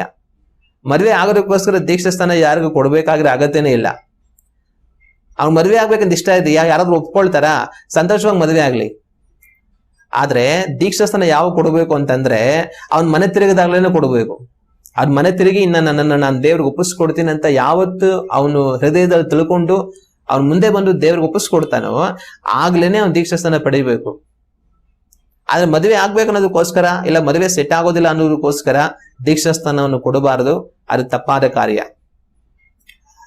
ಆ ರೀತಿ ಮದುವೆಗೋಸ್ಕರ ದೀಕ್ಷಾಸ್ಥಾನವನ್ನು ಕೊಡುವುದರ ವಿಷಯದಲ್ಲಿ ನಾವು ತುಂಬಾ ಎಚ್ಚರಿಕೆಯಾಗಿರಬೇಕು. ಅವುಗಳಿಗೆ ಅವಕಾಶವನ್ನು ಕೊಡಬಾರದು. ಮತ್ತೆ 4ನೇದಾಗಿ, ಬೇರೆಯವರ ಅಭಿಪ್ರಾಯದಿಂದ, ಸಭೆಯಲ್ಲಿ ಯಾರೋ ಹಿರಿಯರಿರ್ತಾರೆ, ಯಾರೋ ಸ್ನೇಹಿತರಿರ್ತಾರೆ, ಅವ್ರಿಗೆ ಪರಿಚಯ ಇರುವಂತವ್ರು ಕೂಡ ವಿಶ್ವಾಸಿಯಾಗಿರ್ತಾರೆ. ಆಗ ಅವ್ರೇನ್ ಮಾಡ್ತಾರೆ, ಇವರು ನಾನು ನೋಡಿದ್ದೀನಿ ತುಂಬಾ ದೇವರಲ್ಲಿ ವಿಶ್ವಾಸದಿಂದ ಇರ್ತಾರೆ, ಇವರಿಗೆ ದೀಕ್ಷಾಸ್ಥಾನ ಕೊಟ್ಬಿಡಿ ಅಂತ ಹೇಳಿ ಬೇರೆಯವರ ಅಭಿಪ್ರಾಯದಿಂದ ದೀಕ್ಷಾಸ್ಥಾನವನ್ನ ಕೊಡಿಸಿ ಅಂತ ಹೇಳ್ತಾರೆ. ಆದ್ರೆ ಬೇರೆ ಯಾರ ಅಭಿಪ್ರಾಯ ಬೇಕಾಗಿಲ್ಲ. ದೀಕ್ಷಾಸ್ಥಾನವನ್ನು ಪಡೆಯುವಂತ ವ್ಯಕ್ತಿ ತಾನು ಮುಂದೆ ಬಂದು ದೀಕ್ಷಾಸ್ಥಾನ ಪಡೆಯಬೇಕು ಹೊರತು ತನ್ನ ಸ್ನೇಹಿತರೋ ತನ್ನ ಜೊತೆ ಇರುವಂತ ವಿಶ್ವಾಸಿಗಳು ಯಾರೋ ಅಭಿಪ್ರಾಯದಿಂದ ನನಗೆ ಸರಿ ಅವ್ರು ಹೇಳಿದ್ರಲ್ಲ ನಿಮಗೆ ದೀಕ್ಷಾಸ್ಥಾನ ಕೊಟ್ಬಿಡ್ತೀನಿ ಅಂತ ಕೊಡ್ಬೇಕಾಗಿರೋ ಅಗತ್ಯ ಇಲ್ಲ. ಅವರು ಸಹ ಬೇರೆಯವರ ಅಭಿಪ್ರಾಯದಿಂದ ದೀಕ್ಷಾಸ್ಥಾನವನ್ನು ಪಡಿಬೇಕಾಗಿರುವಂತ ಅಗತ್ಯ ಇಲ್ಲ. ಇಂಥ ದೀಕ್ಷಾಸ್ಥಾನಗಳೆಲ್ಲ ತಪ್ಪಾದ ದೀಕ್ಷಾಸ್ಥಾನವಾಗಿರುತ್ತೆ ಅಥವಾ ಪ್ರಯೋಜನ ಇಲ್ಲದಿರುವಂತ ದೀಕ್ಷಾಸ್ಥಾನವಾಗಿರುತ್ತೆ. ಮತ್ತೆ ಇನ್ನ ಯಾವ ರೀತಿ ದೀಕ್ಷಾಸ್ಥಾನವನ್ನು ಪಡೆಯಬಾರದು ಅಂತಂದ್ರೆ, ಸೇವಕರ ಒಂದು ಅಭಿಪ್ರಾಯದ ಮೇಲೇನೆ ದೀಕ್ಷಾಸ್ಥಾನವನ್ನು ಸಹ ಕೊಡಬಾರದು. ಯಾವ ಸೇವಕನು ಸಹ ಸರಿನಪ್ಪ ನೀನ್ ದೀಕ್ಷಾಸ್ಥಾನ ತಗೋ ಅಂತ ಹೇಳಿ ಹೇಳ್ಬೇಕಾದ್ರೆ ಅಗತ್ಯ ಇಲ್ಲ. ಯಾರು ದೀಕ್ಷಾಸ್ಥಾನ ಪಡಿಬೇಕಾದ್ರೂ ವ್ಯಕ್ತಿನೇ ಮುಂದೆ ಬಂದು ಹೇಳ್ಬೇಕು ಹೊರತು ಸೇವಕರೇ ನೋಡಪ್ಪ ನೀನ್ ದೀಕ್ಷಾಸ್ಥಾನ ತಗೊಂಡ್ಬಿಡು ಅಂತ ಯಾರಿಗೂ ಹೇಳ್ಬೇಕಾಗಿರುವಂತ ಅಗತ್ಯ ಇಲ್ಲ. ಮತ್ತೆ ಇನ್ನು ಎಂತವ್ರು ದೀಕ್ಷಾಸ್ಥಾನ ತಗೊಳ್ಬಾರದು ಅಂತಂದ್ರೆ, ಬೇರೆಯವ್ರು ತಗೊಳ್ತಾರೆ ಅಂತ ನಾವು ದೀಕ್ಷಾಸ್ಥಾನ ಯಾವ್ದು ತಗೊಳ್ಬಾರದು. ಎಲ್ರೂ ಜೊತೆಯಾಗಿ ದೇವ್ರ ನಂಬಿ ಸಭೆಗೆ ಬಂದಿರ್ತಾರೆ. ಒಂದು ವ್ಯಕ್ತಿ ತುಂಬಾ ಆಸಕ್ತಿಯಿಂದ ಇರ್ತಾನೆ, ದೀಕ್ಷಾಸ್ಥಾನ ತಗೊಳ್ಬೇಕಂತೆ, ನಾನು ಹೋಗಿ ತಗೊಂಡ್ಬಿಡ್ತೀನಿ ಅಂತ ತಗೊಳ್ಳುವಂತ ಆತರದಲ್ಲಿ ಇರ್ತಾನೆ. ಅದನ್ನ ನೋಡಿ ಅವ್ನು ದೀಕ್ಷಾಸ್ಥಾನ ತಗೊಳ್ತಾ ಇದ್ದಾನೆ, ನಾನು ದೀಕ್ಷಾಸ್ಥಾನ ತಗೊಳ್ತೀನಿ ಅಂತ ತಗೊಳ್ಬಾರದು. ನಮ್ಮ ಅಪ್ಪ ಅಮ್ಮ ದೀಕ್ಷಾಸ್ಥಾನ ತಗೊಳ್ತಾ ಇದ್ರೆ ನಾನು ದೀಕ್ಷಾಸ್ಥಾನ ತಗೊಂಡ್ಬಿಡ್ತೇನೆ. ನನ್ನ ಹೆಂಡತಿ ದೀಕ್ಷಾಸ್ಥಾನ ತಗೊಳ್ತಾರೆ ಅಂತ ಗಂಡ ತಗೊಂಡ್ಬಿಡ್ತೇನೆ, ಗಂಡ ತಗೊಳ್ತಾನೆ ಅಂತ ಹೆಂಡತಿ ತಗೊಂಡ್ಬಿಡ್ತೇನೆ, ಅಜ್ಜಿ ತಾತ ತಗೊಂತಾರೆ ಅಂತ ಮೊಮ್ಮಕ್ಕಳು ತಗೊಂಡ್ಬಿಡ್ತೇನೆ. ಈ ತರ ಇನ್ನೊಬ್ರು ಯಾರೋ ದೀಕ್ಷಾಸ್ಥಾನ ತಗೊಳ್ತಾ ಇದಾರೆ ಅಂತ ಅನ್ಬಿಟ್ಟು ನಾವು ದೀಕ್ಷಾಸ್ಥಾನವನ್ನ ತೆಗೆದುಕೊಬಾರದು. ಆಗ ಇನ್ನೊಬ್ರು ತಗೊಳ್ತಾನೆ ದೀಕ್ಷಾಸ್ಥಾನ ತಗೊಳ್ಳುವಂಥದ್ದು ತಪ್ಪಾದ ಕಾರ್ಯ. ಆಗ ದೀಕ್ಷಾಸ್ಥಾನಕ್ಕೆ ಅರ್ಥವಿಲ್ಲದೆ ಹೋಗುತ್ತೆ. ಆದ್ರೆ ಈಗಾಗಲೇ ನಾನು ನಿಮ್ಗೆ ಹೇಳಿದ ಹಾಗೆ ನಾವು ಮನೆ ತಿರುಗಿ ದೇವ್ರಿಗೆ ಒಪ್ಪಿಸ್ಕೊಟ್ಟು ದೀಕ್ಷಾಸ್ಥಾನ ಪಡೆಯಬೇಕು ಹೊರತು ಯಾರೋ ದೀಕ್ಷಾಸ್ಥಾನವನ್ನು ಪಡೀತಾ ಇದ್ದಾರೆ ಅಂತ ಹೇಳಿ ನಾವು ಪಡಿಬಾರದು. ಮತ್ತೆ ಇನ್ನು ಯಾವ ರೀತಿ ದೀಕ್ಷಾಸ್ಥಾನವನ್ನ ಪಡಿಬಾರದು ಅಂತಂತಂದ್ರೆ, ಇದೊಂದು ಆಚರಣೆಯಾಗಿ ಏನೋ ನಾವು ಕ್ರೈಸ್ತರಾಗಿದ್ದೇವೆ ಅಥವಾ ಯೇಸು ಸ್ವಾಮಿ ನಂಬಿದ್ದೀವಿ, ಇದನ್ನ ನಂಬಿದ್ಮೇಲೆ ನಾವು ಈ ತರ ತಗೊಳ್ಬೇಕಂತೆ, ಸರಿ ಆಯ್ತು ಏನೋ ಇದೇ ಒಂಥರ ಶಾಸ್ತ್ರ ತರ ಇರ್ಬೋದು, ಯೇಸು ಸ್ವಾಮಿ ನಮ್ದರೆಲ್ಲ ಹಿಂಗ್ ತಗೊಳ್ಬೇಕೇನೋ, ಸರಿ ನಾವು ತಗೊಂಡ್ಬಿಡೋಣ ಅಂತ ಇದೊಂದು ಧಾರ್ಮಿಕವಾದ ಶಾಸ್ತ್ರವಾಗಿ, ಒಂದು ಸಂಪ್ರದಾಯವಾಗಿ, ಧಾರ್ಮಿಕವಾದ ಯಾವುದೋ ಒಂದು ಕಾರ್ಯವಾಗಿ ಇದನ್ನ ನಾವು ಮಾಡಬಾರದು. ಇದಕ್ಕೆ ನಿಜವಾದ ಅರ್ಥ ಇದೆ, ಸುಮ್ಮನೆ ಅರ್ಥ ಇಲ್ದಿರುವಂತ ಯಾವುದೋ ಆಚರಣೆ ಅಲ್ಲ ಇದು. ಇದಕ್ಕೆ ನಿಜವಾದ ಅರ್ಥ ಇದೆ. ಆ ಅರ್ಥ ಏನಂತಂದ್ರೆ, ದೇವರಿಗೆ ನನ್ನನ್ನು ಒಪ್ಪಿಸ್ಕೊಟ್ಟು ನಾನು ಜೀವಿಸ್ತೀನಿ ಅಂತ ತೀರ್ಮಾನ ಮಾಡಿ ಮಾಡುವಂತ ಕಾರ್ಯ. ಆಗ ಅರ್ಥಹೀನವಾಗಿ ಒಂದು ಧಾರ್ಮಿಕ ಆಚರಣೆಯಾಗಿ ಅದನ್ನ ನಾವು ಯಾವತ್ತೂ ಸಹ ಮಾಡಬಾರದು. ಮತ್ತೆ ಕೊನೆಯದಾಗಿ ಇನ್ನೊಂದು ಮುಖ್ಯವಾದ ಕಾರ್ಯ ಇದೆ. ಯಾವ ತರ ದೀಕ್ಷಾಸ್ಥಾನ ತಗೊಳ್ಬಾರದು ಅಂತಂದ್ರೆ, ಯಾವುದೋ ಆಶೀರ್ವಾದಕ್ಕೋಸ್ಕರ ದೀಕ್ಷಾಸ್ಥಾನ ತಗೊಳ್ಬಾರದು. ಕೆಲವ್ರು ಏನ್ ಮಾಡ್ತಾರೆ ಅಂತಂದ್ರೆ, ಆಶೀರ್ವಾದನೇ ಇಲ್ವಾ, ದೀಕ್ಷಾಸ್ಥಾನ ತಗೊಂಡ್ಬಿಡು, ಆಶೀರ್ವಾದ ಆಗ್ಬಿಡುತ್ತೆ. ಎಷ್ಟೋ ವಿಶ್ವಾಸಿಗಳು ಆತರ ಹೇಳ್ತಾರೆ. ಇಲ್ಲ ಸಭೆಲಿರುವಂತ ಸ್ವಲ್ಪ ವಿಶ್ವಾಸದಲ್ಲಿ ಬೆಳೆದಿರುವಂತ ಕೆಲವು ಹಿರಿಯರು ಆಗ ತಾನೇ ದೇವ್ರ ನಂಬಿ ಬಂದಂತ, ಇಲ್ಲ ಸ್ವಲ್ಪ ಕಾಲದಿಂದ ದೇವ್ರ ನಂಬಿ ಜೀವಿಸ್ತಾ ಇರುವಂತವ್ರಿಗೆ ಈ ತರ ಸಲಹೆಗಳು ಕೊಡ್ತಾರೆ. ಏನು, ತುಂಬಾ ಕಷ್ಟ ಇದೆ ನಿಮ್ಗೆ, ದೀಕ್ಷಾಸ್ಥಾನ ತಗೊಂಡ್ಬಿಡಿ, ಎಲ್ಲ ಸರೋಗ್ಬಿಡುತ್ತೆ. ಕಷ್ಟ ಸರೋಗ್ಬಿಡಿ ಅಂದ್ರೆ ದೀಕ್ಷಾಸ್ಥಾನ ತಗೊಂಡ್ಬಿಡ್ಬೇಕಾ? ಆತರ ಅಲ್ಲ. ಒಂದ್ ವೇಳೆ ರೋಗ ಇದೆಯಾ, ಸುಮಾರು ದಿವಸ ವಾಸಿ ಆಗಿಲ್ವಾ, ದೀಕ್ಷಾಸ್ಥಾನ ತಗೊಂಡ್ಬಿಡಿ, ರೋಗ ಸರೋಗ್ಬಿಡುತ್ತೆ. ನಿಮ್ಗೆ ತುಂಬಾ ಮಾಟ ಮಂತ್ರ ತೊಂದ್ರೆನಾ, ದೆವ್ವದ ಕಾರ್ಯಗಳಿದೆಯಾ, ದೀಕ್ಷಾಸ್ಥಾನ ತಗೊಂಡ್ಬಿಡಿ, ಸರೋಗ್ಬಿಡುತ್ತೆ. ತುಂಬಾ ಸಾಲ ಇದೆಯಾ, ಸಾಲ ತೀರ್ತಾನೆ ಇಲ್ವಾ, ದೀಕ್ಷಾಸ್ಥಾನ ತಗೊಂಡ್ಬಿಡಿ, ಸರೋಗ್ಬಿಡುತ್ತೆ. ನಿಮ್ ಮನೇಲಿ ಯಾರು ಹೇಳಿದ ಮಾತು ಕೇಳ್ತಾ ಇಲ್ವಾ, ಸಮಾಧಾನ ಇಲ್ವಾ, ದೀಕ್ಷಾಸ್ಥಾನ ತಗೊಂಡ್ಬಿಡಿ, ಸರೋಗ್ಬಿಡುತ್ತೆ. ಈ ರೀತಿ ಎಲ್ಲಾ ಕಾರಣಕ್ಕೂ ದೀಕ್ಷಾಸ್ಥಾನ ತಗೊಂಡ್ಬಿಡಿ, ಸರೋಗ್ಬಿಡುತ್ತೆ ಅಂತ ಸಲಹೆ ಕೊಡ್ತಾ ಇರ್ತಾರೆ. ಇವ್ರು ಯಾರು ಸ್ವಲ್ಪ ಆಗ್ತಾನೆ ಯೇಸು ಸ್ವಾಮಿ ನಂಬಿ ಸಭೆಗೆ ಬರ್ತೀನಿ ಅಂತ ಬಂದಂತವ್ರು, ಇನ್ನು ಅಷ್ಟು ಸತ್ಯವಾಗಿ ಏನು ಉತ್ತೇಜನ ಇರುವಂತವ್ರು, ಏನೋ ಈ ದೀಕ್ಷಾಸ್ಥಾನ ಮಾಡಿಸ್ಕೊಂಡ್ರೆ ಏನೋ ಆಗುತ್ತಂತೆ, ಆಯ್ತು ನಮ್ಗಿರುವಂತ ಏನೋ ಒಂದು ಕಷ್ಟ ಸರೋಗೋದಕ್ಕೆ ದೀಕ್ಷಾಸ್ಥಾನ ತಗೊಂಡ್ಬಿಟ್ರೆ ಏನಾಯ್ತು, ತಗೊಂಡ್ಬಿಡೋಣ ಅಂತ ಹೋಗಿ ದೀಕ್ಷಾಸ್ಥಾನ ತಗೊಂಡು ಹೋಗ್ಬಿಡ್ತಾರೆ. ಆದ್ರೆ ಯಾವ್ದೋ ನಮ್ಮ ಕಷ್ಟ, ತೊಂದರೆ, ಬಾಧೆ ಇವಾಗ ಸರೋಗ್ಬೇಕಂತ ದೀಕ್ಷಾಸ್ಥಾನ ತಗೊಳ್ಬೇಕಾಗಿರೋ ಅಗತ್ಯ ಇಲ್ಲ. ದೀಕ್ಷಾಸ್ಥಾನ ಅದಕ್ಕೋಸ್ಕರ ಇಲ್ಲ. ದೀಕ್ಷಾಸ್ಥಾನ ಇರೋದು ನಾನ್ ಪಾಪರಿಂದ ಮನೆ ತಿರುಗಿ, ನಾನ್ ಪಾಪಿ ಅಂತ ಒಪ್ಕೊಂಡು, ದೇವ್ರ ಪರಿಶುದ್ಧನಂತ ಒಪ್ಕೊಂಡು, ನನ್ನನ್ನ ದೇವ್ರಿಗೆ ಒಪ್ಪಿಸ್ಕೊಟ್ಟು ನಾನು ಜೀವಿಸ್ತೀನಿ, ಯೇಸು ಕ್ರಿಸ್ತನ ಮುಖಾಂತರ ನನಗಿನ್ನ ಪಾಪ ಪರಿಹಾರ ಆಯ್ತು, ನಾನು ರಕ್ಷಣೆ ಹೊಂದಿ ಜೀವಿಸ್ತೀನಿ ಅನ್ನೋ ಒಂದು ತೀರ್ಮಾನಕ್ಕೆ ಬರುವಾಗ ಪಡೆಯುವಂಥದ್ದು ದೀಕ್ಷಾಸ್ಥಾನ. ಅದಕ್ಕೆ ಗುರುತಾಗಿ ಪಡೆಯುವಂಥದ್ದು ದೀಕ್ಷಾಸ್ಥಾನ. ನಮ್ ಕಷ್ಟ ಪರಿಹಾರಕ್ಕೋಸ್ಕರ ಪಡೆಯುವಂಥದ್ದು ದೀಕ್ಷಾಸ್ಥಾನ ಅಲ್ಲ. ನಮಗೆ ರೋಗ ಇದೆ ಅಂತಂತಂದ್ರೆ ದೇವರೇ ಅಂತ ಪ್ರಾರ್ಥನೆ ಮಾಡಿ ಹೋಗಿ ಔಷಧಿ ತಗೊಂಡ್ರೆ ಗುಣ ಆಗಬಹುದು. ಔಷಧಿಯಿಂದ ಗುಣ ಆಗಿಲ್ಲ ಅಂದ್ರೆ ಪ್ರಾರ್ಥನೆ ಮಾಡಿದ್ರೆ ದೇವರೇ ಗುಣ ಮಾಡ್ತಾರೆ. ಅದಕ್ಕೆ ದೀಕ್ಷಾಸ್ಥಾನ ರೋಗ ವಾಸಿ ಮಾಡುವಂತ ಮದ್ದಲ್ಲ, ಅಥವಾ ನಮ್ಗೆ ಅದ್ಭುತಗಳನ್ನು ಕೊಡುವಂತ ಕಾರ್ಯ ಅಲ್ಲ. ಇನ್ನು ಕೆಲವರು ಏನ್ ಮಾಡ್ತಾ ಇರ್ತಾರೆ ಅಂದ್ರೆ, ನಮ್ ಕೆಲಸದಲ್ಲಿ ಪ್ರಮೋಷನ್ ಬರ್ಬೇಕಾ, ದೀಕ್ಷಾಸ್ಥಾನ ತಗೊಂಡ್ಬಿಡು, ನಿನಗೆ ಪ್ರಮೋಷನ್ ಬಂದ್ಬಿಡುತ್ತೆ. ಇನ್ ಕೆಲವರು, ನಿನ್ ಯಾವ್ದೋ ವ್ಯಾಪಾರ ಮಾಡ್ತಾ ಇದೀಯಾ, ತುಂಬಾ ಸಣ್ಣಗ್ ಮಾಡ್ಕೊಂಡಿದೀಯಾ, ದೀಕ್ಷಾಸ್ಥಾನ ತಗೊಂಡ್ಬಿಡು, ನೀನ್ ತುಂಬಾ ದೊಡ್ಡದಾಗ ನಿನ್ ಬಿಸ್ನೆಸ್ ಬೆಳೆದ್ಬಿಡುತ್ತೆ. ಇನ್ನು ಕೆಲವರಿಗೆ ಎಷ್ಟೇ ವರ್ಷ ಆದ್ರೂ ಯಾವ್ದೋ ಹುಡುಗ ಸೆಟ್ ಆಗಿರಲ್ಲ, ಹುಡುಗಿನೂ ಸೆಟ್ ಆಗಿರಲ್ಲ, ಮದ್ವೆ ಆಗಿರಲ್ಲ. ಕೆಲವ್ರು ಏನ್ ಸಲಹೆ ಕೊಡ್ತಾರೆ ಅಂದ್ರೆ, ನೀನ್ ದೀಕ್ಷಾಸ್ಥಾನ ತಗೊಂಡ್ಬಿಡು, ಆಮೇಲೆ ನೋಡು ಹುಡುಗಿ ಹಂಗೆ ಸೆಟ್ ಆಗ್ಬಿಡುತ್ತೆ, ನಿನ್ಗೆ ಹಂಗೆ ಮದ್ವೆ ಆಗ್ಬಿಡುತ್ತೆ ನೋಡು ಅಂತ ಇರ್ತಾರೆ. ಆಗ ಇದೆಲ್ಲ ತಪ್ಪಾದ ಸಲಹೆಗಳು ದೀಕ್ಷಾಸ್ಥಾನಕ್ಕೆ. ಇದೆಲ್ಲ ಕಾರಣ ಅಲ್ಲ ದೀಕ್ಷಾಸ್ಥಾನ ಪಡೆಯೋದಕ್ಕೆ. ದೀಕ್ಷಾಸ್ಥಾನ ಪಡೆಯೋದಕ್ಕೆ ನಾನು ಮನೆ ತಿರುಗಿ ದೇವ್ರಿಗೆ ಒಪ್ಪಿಸ್ಕೊಟ್ಟು ಜೀವಿಸೋದು ಮಾತ್ರನೇ ಕಾರಣ. ಹಲ್ಲೆಲೂಯಾ. ದೇವರು ನಮಗೆ ಏನೇ ದೀಕ್ಷಾಸ್ಥಾನ ಕೊಡ್ಬೇಕು ಅಂತ ಹೇಳಿದ್ರು, ನಾವು ಏನಕ್ಕೆಲ್ಲ ದೀಕ್ಷಾಸ್ಥಾನ ಕೊಡ್ಬೇಕಂತ ಸಲಹೆ ಕೊಡ್ತೀವಿ, ನಾವು ಯೋಚನೆ ಮಾಡ್ಬೇಕು. ಈ ತರನೇ ದೇವ್ರ ವಾಕ್ಯವನ್ನು ನಾವು ಕೆಡಿಸಿಡೋದು. ಆಗ ಇವತ್ತು ನಾವು ಎಲ್ಲದಕ್ಕೂ ದೀಕ್ಷಾಸ್ಥಾನ ಕಾರಣ ಮಾಡ್ಬಿಟ್ಟಿದ್ದೀವಿ. ನಿನಗೇನೇ ಬೇಕಾ ದೀಕ್ಷಾಸ್ಥಾನ ತಗೊಂಡ್ಬಿಡು, ನಿನಗೇನೋ ಆಗ್ಬಿಡುತ್ತೆ.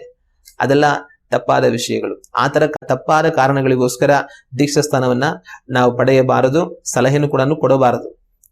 ನಿನ್ನ ಈ ಕೆಲಸವನ್ನ ಎಷ್ಟು ಸೇವಕರೇ ಮಾಡ್ತಾ ಇರ್ತಾರೆ. ಬಂದವರಿಗೆಲ್ಲ ನಿಮಗೇನ್ ಆಗ್ಬೇಕಾ ದೀಕ್ಷಾಸ್ಥಾನ ತಗೊಂಡ್ಬಿಡಿ ಆಗ್ಬಿಡುತ್ತೆ ಅಂತ ಬಂದವರಿಗೆಲ್ಲ ದೀಕ್ಷಾಸ್ಥಾನ ಕೊಡಿಸ್ಬಿಟ್ಟು ಕಳಿಸ್ತಾ ಇರ್ತಾರೆ. ದೀಕ್ಷಾಸ್ಥಾನ ಪಡೆದಂತವ್ರನ್ನ ಏನಕ್ಕೆ ದೀಕ್ಷಾಸ್ಥಾನ ಪಡೆದ್ರಿ ಅಂತಂದ್ರೆ, ನಮ್ಗೆ ರೋಗ ಇದೆ ತಗೊಂಡ್ರೆ ಗುಣ ಆಗುತ್ತೆ ಅಂದ್ರೆ ಅದಕ್ಕೆ ತಗೊಂಡ್ವಿ ಅಂತಾರೆ. ಏನೋ ಕಷ್ಟ ಇದೆ ದೀಕ್ಷಾಸ್ಥಾನ ತಗೊಂಡ್ರೆ ಕಷ್ಟ ಪರಿಹಾರ ಆಗುತ್ತೆ ಅದಕ್ಕೆ ತಗೊಂಡ್ವಿ ಅಂತಾರೆ. ಇದಕ್ಕ ನಾವು ದೀಕ್ಷಾಸ್ಥಾನ ತಗೊಳ್ಬೇಕು, ಒಂದ್ ಪಾಸ್ಟರ್ ಇದಕ್ಕ ದೀಕ್ಷಾಸ್ಥಾನ ಕೊಡಬೇಕು. ತಪ್ಪಾದ ಕಾರಣಗಳು. ನಾವು ವಾಕ್ಯವನ್ನು ಸರಿಯಾಗಿ ತಿಳ್ಕೊಳ್ಬೇಕು. ಆಗ ದೀಕ್ಷಾಸ್ಥಾನ ಯಾರು ಪಡೆಯಬೇಕು? ದೇವರ ಸುವಾರ್ತೆಯನ್ನು ನಂಬಿ ಬರುವಂತವನು ದೀಕ್ಷಾಸ್ಥಾನ ಪಡೆಯಬೇಕು. ದೇವರ ಕಡೆಗೆ ಮನ ತಿರುಗಿ ದೇವರಿಗೆ ಫಲ ಕೊಡುವಂತೆ ಸಿದ್ಧನಾಗಿರುವಂತವನು ದೀಕ್ಷಾಸ್ಥಾನವನ್ನು ಪಡೆಯಬೇಕು. ಮತ್ತೆ ಯಾರು ಸ್ವಂತ ಇಷ್ಟರಿಂದ ಮುಂದೆ ಬಂದು ದೀಕ್ಷಾಸ್ಥಾನವನ್ನು ತೆಗೆದುಕೊಳ್ತಾರೋ ಅವರು ತಗೊಳ್ಬೇಕು. ಆದ್ರೆ ದೀಕ್ಷಾಸ್ಥಾನ ತೆಗೆದುಕೊಳ್ಳಬಾರದಿರುವಂತ ಅನೇಕ ಕಾರಣಗಳಿದೆ. ಅಂತ ಕಾರಣಗಳಲ್ಲಿ ನಾವು ಒಳಗಾಗದ ಹಾಗೆ ಎಚ್ಚರಿಕೆಯಾಗಿರಬೇಕು. ಈ ದೀಕ್ಷಾಸ್ಥಾನಕ್ಕೆ ಅರ್ಥ ಏನು? ನಾನು ಆಗ್ಲೇ ಹೇಳುವಾಗ ನಿಮ್ಗೆ ಹೇಳಿದೆ, ಇದೊಂದು ಏನೋ ಒಂದು ಆಚರಣೆ, ಇದು ಏನೋ ದೇವ್ರು ಮಾಡ್ಬೇಕಂತ ಹೇಳಿದ್ರೆ ಮಾಡಬೇಕು ಅಂತ ಸುಮ್ಮನೆ ಮಾಡೋದಲ್ಲ. ಅದ್ರ ಹಿಂದುಗಡೆ ಆಳವಾದ ಸತ್ಯ ಇದೆ, ಅದಕ್ಕೆ ಅರ್ಥ ಇದೆ. ಆ ಅರ್ಥವನ್ನು ತಿಳಿದುಕೊಳ್ಳದೆ ನಾವು ದೀಕ್ಷಾಸ್ಥಾನ ಪಡ್ಕೊಂಡ್ರೆ ನಾವು ತುಂಬಾ ದೊಡ್ಡ ಒಂದು ಒಳ್ಳೆ ಕಾರ್ಯವನ್ನ ಕಳ್ಕೊಳ್ತಾ ಇರ್ತೀವಿ ಅಂತ ಅರ್ಥ. ಆಗ ದೀಕ್ಷಾಸ್ಥಾನಕ್ಕೆ ಅರ್ಥ ಏನು?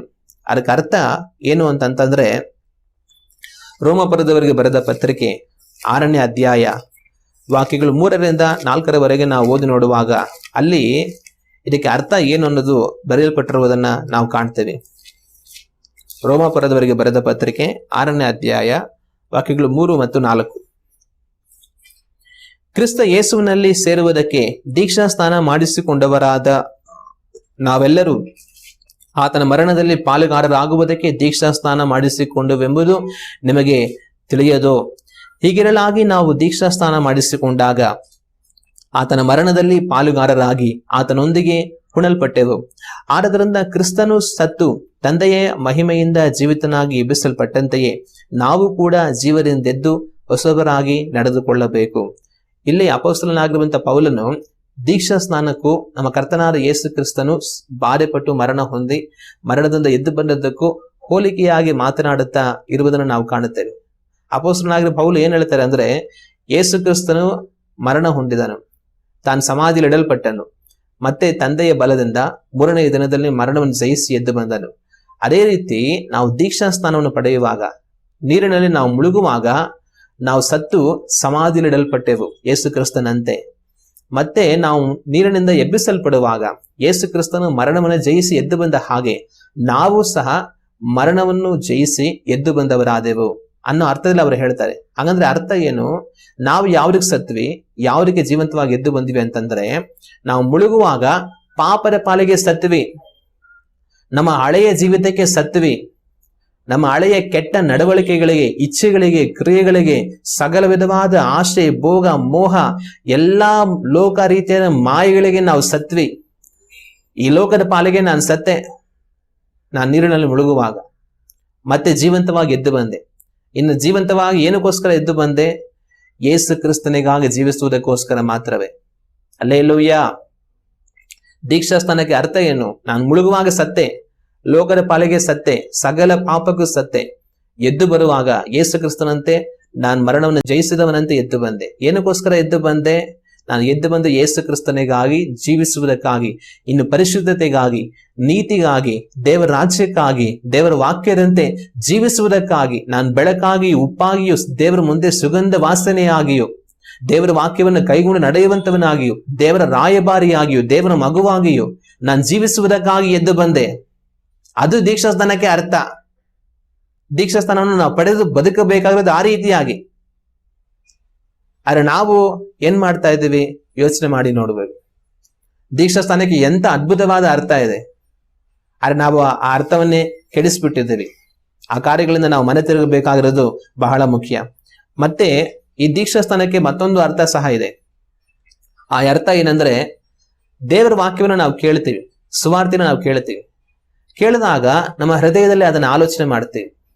ಈ ರೀತಿ ಎಲ್ಲ ಹೇಳ್ತಾರಲ್ವಾ, ದೇವರು ಪರಿಶುದ್ಧನು, ನಾನ್ ಪಾಪಿ, ನಮ್ಮ ಪಾಪಗಳಿಂದ ನಾವು ಮನೆ ತಿರುಗಬೇಕಾಗಿರೋದು, ನಮ್ಮ ಪಾಪಗಳು ಕ್ಷಮಿಸಲ್ಪಡಬೇಕಾಗಿರೋದು, ಅದು ಕ್ಷಮಿಸಲ್ಪಡಬೇಕಾದ್ರೆ ಯೇಸು ಕ್ರಿಸ್ತನ ರಕ್ತದ ಮುಖಾಂತರವಾಗಿ ಅದ್ ಮಾತ್ರವೇ ಅದು ಸಾಧ್ಯ. ಆತನ ಅಂಗೀಕರಿಸಿಕೊಳ್ಳುವಾಗ ನನ್ನ ಪಾಪಗಳನ್ನು ಬಿಡುಗಡೆ ಆಗುತ್ತೆ, ರಕ್ಷಣೆ ಆಗುತ್ತೆ, ನನಗೆ ದೇವರಾಜ್ಯ ಸೇರೋದಕ್ಕೆ ಅವಕಾಶ ಆಗುತ್ತೆ ಅಂತೆಲ್ಲ ಹೇಳ್ತಾರಲ್ಲ. ಅಂತ ಯಾರಾದ್ರೂ ಆ ವಾಕ್ಯವನ್ನು ಕೇಳಿದ ನಂತರ ಒಂದು ಅದನ್ನು ಅಂಗೀಕರಿಸೋದಕ್ಕೆ ಅಥವಾ ತಿರಸ್ಕಾರ ಮಾಡೋದಕ್ಕೆ ಅವ್ರಿಗೆ ಅವಕಾಶ ಇರುತ್ತೆ. ಅದು ಅವ್ರ ಮನಸ್ಸಿನಲ್ಲಿ ನಡೆಯುವಂತ ಕಾರ್ಯ, ಅವ್ರ ಚಿಂತೆಯಲ್ಲಿ ನಡೆಯುವಂತ ಕಾರ್ಯ. ಕೆಲವರು ಏನ್ ಮಾಡ್ತಾರೆ, ಅದನ್ನೆಲ್ಲ ನಂಬೋದಿಲ್ಲ. ಏನೋ ಹೇಳ್ತಾರೆ, ಹೋಗಿ ನಮಗೇನು ಬೇಕು ಅಂತ ಸುಮ್ಮನೆ ಹೋಗ್ಬಿಡ್ತಾರೆ. ಆದ್ರೆ ಕೆಲವರು ಏನ್ ಮಾಡ್ತಾರೆ, ಕೇಳಿದನ್ನ ಹಾಗೆ ಚಿಂತೆ ಮಾಡ್ತಾರೆ, ಯೋಚನೆ ಮಾಡ್ತಾರೆ, ಮಾಡಿ ಅದನ್ನ ಹಾಗೆ ನಂಬ್ತಾರೆ. ಹೌದು, ನನ್ನ ಪಾಪಗಳಿಂದ ನನಗೆ ಬಿಡುಗಡೆ ಆಗ್ಬೇಕು, ಪರಲೋಕ ರಾಜ್ಯ ಅನ್ನೋದು ಖಂಡಿತವಾಗ್ಲೂ ಇರುತ್ತೆ, ನಾನು ಪರಲೋಕ ರಾಜ್ಯವನ್ನು ಸೇರಬೇಕು, ಯೇಸು ಕ್ರಿಸ್ತ ನನಗಾಗಿ ಬಲಿಯಾದ, ಅದನ್ನ ನಂಬ್ತೀನಿ, ಆತರ ರಕ್ತದಿಂದ ನನ್ನ ಪಾಪಗಳಿಂದ ಬಿಡುಗಡೆ ಆಗುತ್ತೆ, ನನಗೆ ರಕ್ಷಣೆ ಆಗುತ್ತೆ, ನಾನು ದೇವರಾಜ್ಯಕ್ಕೆ ಸೇರ್ತೀನಿ ಅನ್ನೋದನ್ನ ನಾನು ನಂಬ್ತೀನಿ ಅಂತ ತೀರ್ಮಾನ ಮಾಡಿಕೊಂಡು ಅವ್ರ ಮನಸ್ಸಿನಲ್ಲಿ ದೇವರಿಗೆ ಅವ್ರನ್ನ ಒಪ್ಪಿಸ್ಕೊಡ್ತಾರೆ.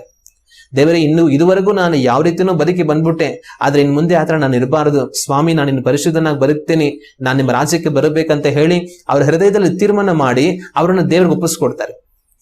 ಆಗ ರಕ್ಷಣೆ ಅನ್ನೋದು ಮೊದಲು ನಮ್ಮ ಹೃದಯದಲ್ಲಿ ಉಂಟಾಗುತ್ತೆ, ನಮ್ಮ ಮನಸ್ಸಿನಲ್ಲಿ ಅದು ಉಂಟಾಗುತ್ತೆ. ಅದು ನಮ್ಮ ಹೃದಯದಲ್ಲಿರುತ್ತೆ, ಅದು ಯಾರಿಗೂ ಗೊತ್ತಿರೋದಿಲ್ಲ. ಈಗ ಅದನ್ನ ನಾನು ಬಹಿರಂಗ ಪಡಿಸಬೇಕು. ಯೇಸು ಕ್ರಿಸ್ತನ್ ಹೇಳಿದ್ರು, ನೀವು ಕಿವಿಯಲ್ಲಿ ಮಾತನಾಡುವಂಥದ್ದು ಮನೆಯ ಮಾಳಿಗೆಗಳ ಮೇಲೆ ಸಾರಲ್ಪಡುತ್ತೆ. ಅಂದ್ರೆ ನೀವು ಯಾರಿಗೂ ಗೊತ್ತಿಲ್ಲದ್ರೆ ಕಿವಿಯಲ್ಲಿ ಬಂದು ಮಾತಾಡ್ತಿರಲ್ಲ, ಅದು ಬರೀ ಕಿವಿಯಲ್ಲಿ ಮಾತ್ರ ಉಳಿಬಾರದು, ಅದು ಮಾಳಿಗೆಯ ಮೇಲೆ ಎಲ್ಲರಿಗೂ ಸಾರಲ್ಪಡಬೇಕು. ಅಂದ್ರೆ ನಮ್ಮ ಹೃದಯದಲ್ಲಿ ನಾವು ಯೇಸು ಕ್ರಿಸ್ತನಿಗೆ ನಾವು ಒಪ್ಪಿಸಿಕೊಟ್ಟು ಆತನನ್ನು ನಮ್ಮ ರಕ್ಷಕನಾಗಿ ಅಂಗೀಕರಿಸಿಕೊಳ್ಳುತ್ತೇವೆ ಅಂತ ಅನ್ನೋದು ನಮ್ಮ ಸ್ವಂತ ಹೃದಯದಲ್ಲಿ ನಮಗೆ ಮಾತ್ರ ಗೊತ್ತಿರುತ್ತೆ. ಆದ್ರೆ ಅದು ಹಾಗೆ ಸದಾಕಾಲ ಇರಬಾರದು, ಅದು ಬಹಿರಂಗವಾಗಬೇಕು. ಆ ಬಹಿರಂಗ ಯಾವ ರೀತಿ ಆಗುತ್ತೆ ಅಂದ್ರೆ, ಈ ದೀಕ್ಷಾ ಸ್ಥಾನದ ಮುಖಾಂತರನೇ ಆಗುತ್ತೆ.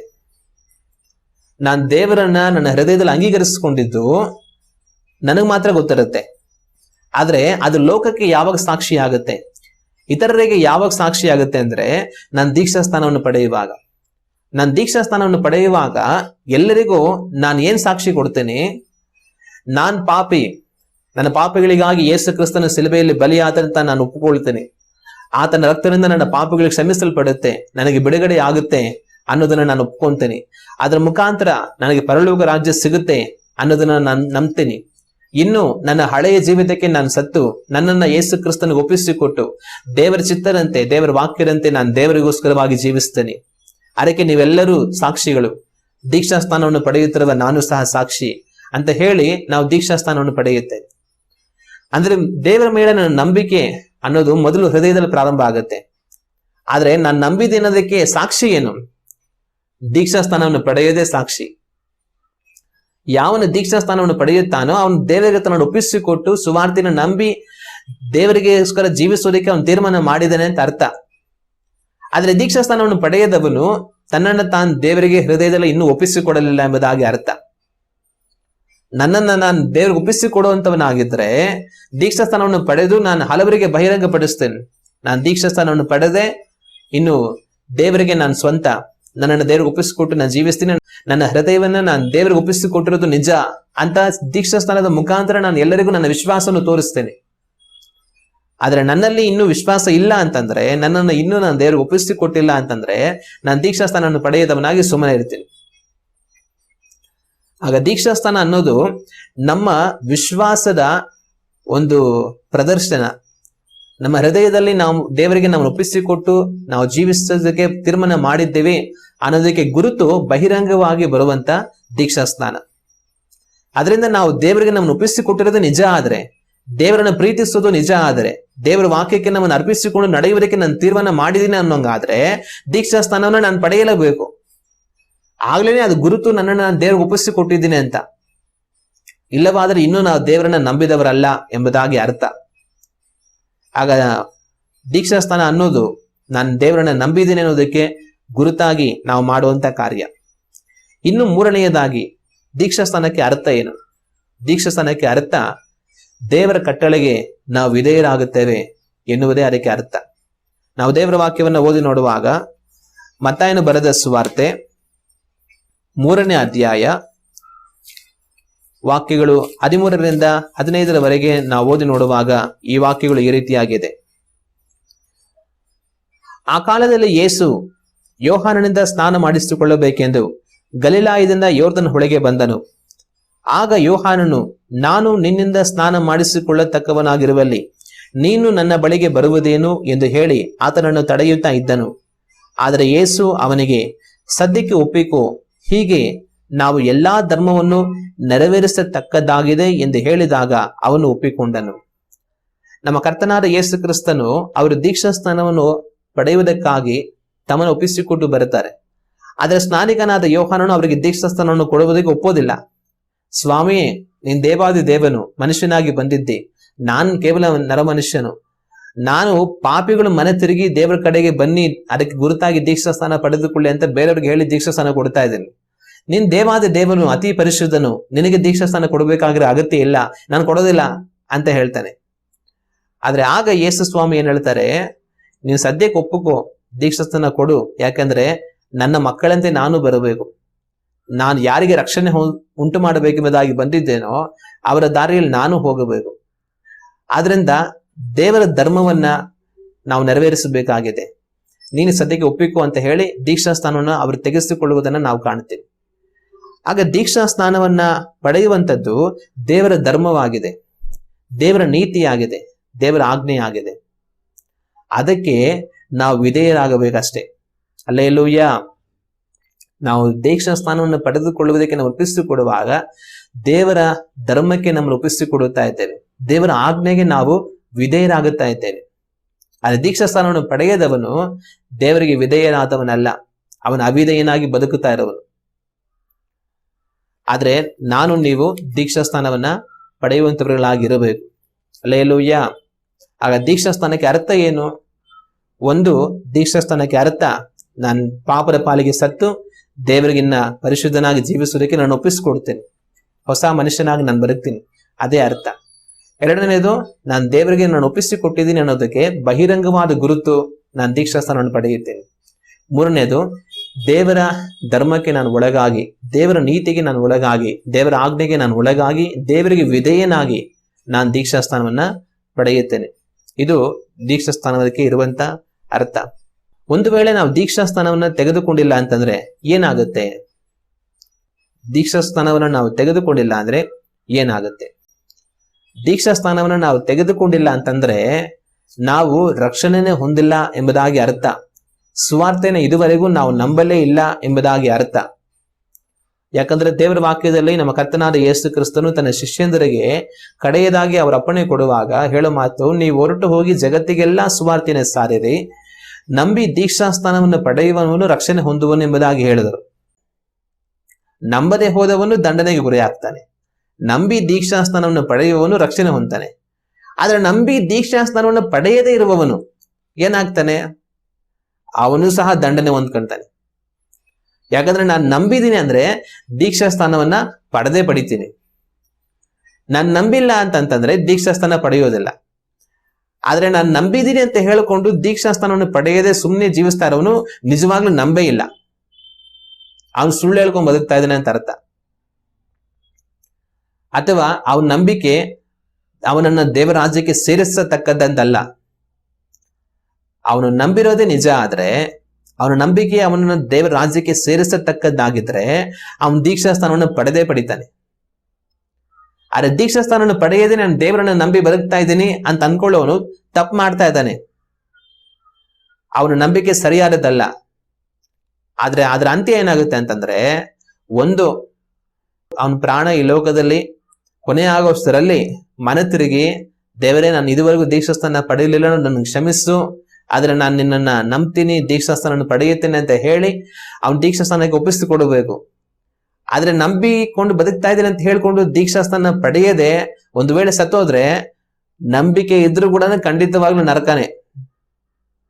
ನಾನು ಎಷ್ಟೋ ವರ್ಷ ನಂಬ್ಕೊಂಡೇ ಇದ್ದೆ, ದೀಕ್ಷಾಸ್ಥಾನ ಪಡ್ಕೊಂಡಿಲ್ಲ, ಅಷ್ಟಕ್ಕೆ ಮಾತ್ರಕ್ಕೆ ದೇವ್ರು ನನ್ನ ನರಕಕ್ಕೆ ಹಾಕ್ಬಿಡ್ತಾರೆ ಅಂದ್ರೆ ಖಂಡಿತ ನರಕಕ್ಕೆ ಹಾಕೋದು. ಯಾಕೆ ಅಂತಂತಂದ್ರೆ ದೇವ್ರೆ ಹೇಳಿದ್ರು ದೀಕ್ಷಾಸ್ಥಾನ ಪಡ್ಕೊಳ್ಬೇಕಂತ, ನಂಬಿ ದೀಕ್ಷಾಸ್ಥಾನ ಪಡಿಬೇಕಂತ ದೇವ್ರು ಹೇಳಿದ್ರು. ಆದ್ರೆ ನಂಬಿಟ್ಟು ದೀಕ್ಷಾಸ್ಥಾನ ಮಾತ್ರ ಪಡ್ಕೊಂತೀರ ನಾನು ಬದುಕ್ತಾ ಇದ್ದೀನಿ ಅಂತಂದ್ರೆ ದೇವರ ಆಜ್ಞೆಯನ್ನ ಪರಿಪೂರ್ಣವಾಗಿ ನೆರವೇರಿಸಿಲ್ಲ. ಆಗೇನಾಗುತ್ತೆ, ದೇವರ ಆಜ್ಞೆಗೆ ನಾನು ವಿಧೇಯನಾದದ್ದು ಹೋದದ್ರಿಂದ ನರಕ ಮಾತ್ರನೇ ಸಿಗೋದು. ಇದು ಹೆಂಗೆ ಸಾಧ್ಯ? ಇಷ್ಟೊಂದು ಚಿಕ್ಕ ಕೆಲಸಕ್ಕೆ ಹೋಗಿ ನೀರಲ್ಲಿ ಮುಳುಗಿ ಬರ್ದಿರ ಹೋಗಿದ್ದಕ್ಕೆ ದೇವ್ರ ನರಕಕ್ಕೆ ಹಾಕ್ಬಿಡ್ತಾರ ಅಂತಂದ್ರೆ ಖಂಡಿತವಾಗ್ಲೂ ಹಾಕ್ತಾರೆ. ದೇವರ ವಾಕ್ಯದಲ್ಲಿ ನಾಮನ್ ಅನ್ನುವಂತ ಒಂದು ಸೈನ್ಯಾಧಿಪತಿ ಇದ್ದ. ಅವನ ಅರಾಮ್ಯರ ರಾಜ್ಯದ ಸೈನ್ಯಾಧಿಪತಿ. ಅವನಿಗೆ ಕುಷ್ಠರೋಗ ಇತ್ತು. ಅವನನ್ನು ವಾಸಿ ಮಾಡ್ಬೇಕಂತ ಹೇಳಿ ಆ ರಾಜ ತನ್ನನ್ನೇನ್ ಮಾಡ್ತಾನೆ, ಇಸ್ರಾಯೇಲ್ ರಾಜನ ಹತ್ರ ಕಳಿಸ್ತಾನೆ. ನಿನ್ನ ದೇಶದಲ್ಲಿ ಯಾರೋ ಒಬ್ಬ ದೊಡ್ಡ ಪ್ರವಾದಿ ಇದ್ದಾನಂತಲ್ವಾ, ಅವನನ್ನು ವಾಸಿ ಮಾಡಿಸು ಅಂತ ಹೇಳಿ ಅವನನ್ನು ಕಳಿಸ್ಕೊಡ್ತಾನೆ. ಆ ನಾಮನ್ ಇಸ್ರಾಯೇಲ್ ರಾಜನ ಹತ್ರ ಬರ್ತಾನೆ. ಇಸ್ರಾಯೇಲ್ ರಾಜನಿಗೆ ಒಂದು ಪತ್ರ ಕೊಡ್ತಾನೆ, ನನ್ನ ಅರಸು ನನ್ನನ್ನು ಕಳಿಸಿದ್ದಾನೆ, ನನಗಿರೋ ಕುಷ್ಠನ ನೀನು ವಾಸಿ ಮಾಡಿ ಕಳಿಸ್ಬೇಕಂತ ಹೇಳಿ. ಈ ರಾಜನಿಗೆ ಇವನ್ ಎಂತ ಒಂದು ಆಜ್ಞೆ ಕೊಟ್ಟು ಕಳಿಸಿದ್ದಾನೆ, ನಾನ್ ಕುಷ್ಠ ಮಾಡಿ ವಾಸಿ ಮಾಡಕ್ ಸರಿ ಆಗುತ್ತಾ? ಈ ರಾಜನಿಗೆ ಏನ್ ಬುದ್ಧಿ ಇದೆ ಏನೋ, ಇಂತಾಗೆ ಒಂದು ಕೆಲಸ ಕೊಟ್ಟಿದ್ದನಲ್ಲ ನನಗೆ ಅಂತ ಅವನು ಅಂತ ಇರ್ತಾನೆ. ಅಷ್ಟರಲ್ಲಿ ಅದು ಎಲೀಷನಿಗೆ ಗೊತ್ತಾಗುತ್ತೆ. ಎಲೀಷ ಏನ್ ಮಾಡ್ತಾನೆ, ನಾಮನನ್ನು ಕರೆಸ್ಕೊಂಡು ಅವನನ್ನ ನನ್ನ ಬಳಿಗೆ ಕಳಿಸುವಂತ ರಾಜನಿಗೆ ಹೇಳಿ ನಾಮನ್ನ ಕರೆಸ್ಕೊಂಡು ಅವನಿಗೆ ನಾನ್ ವಾಸಿ ಮಾಡ್ತೀನಿ ಅಂತ ಹೇಳ್ತಾನೆ.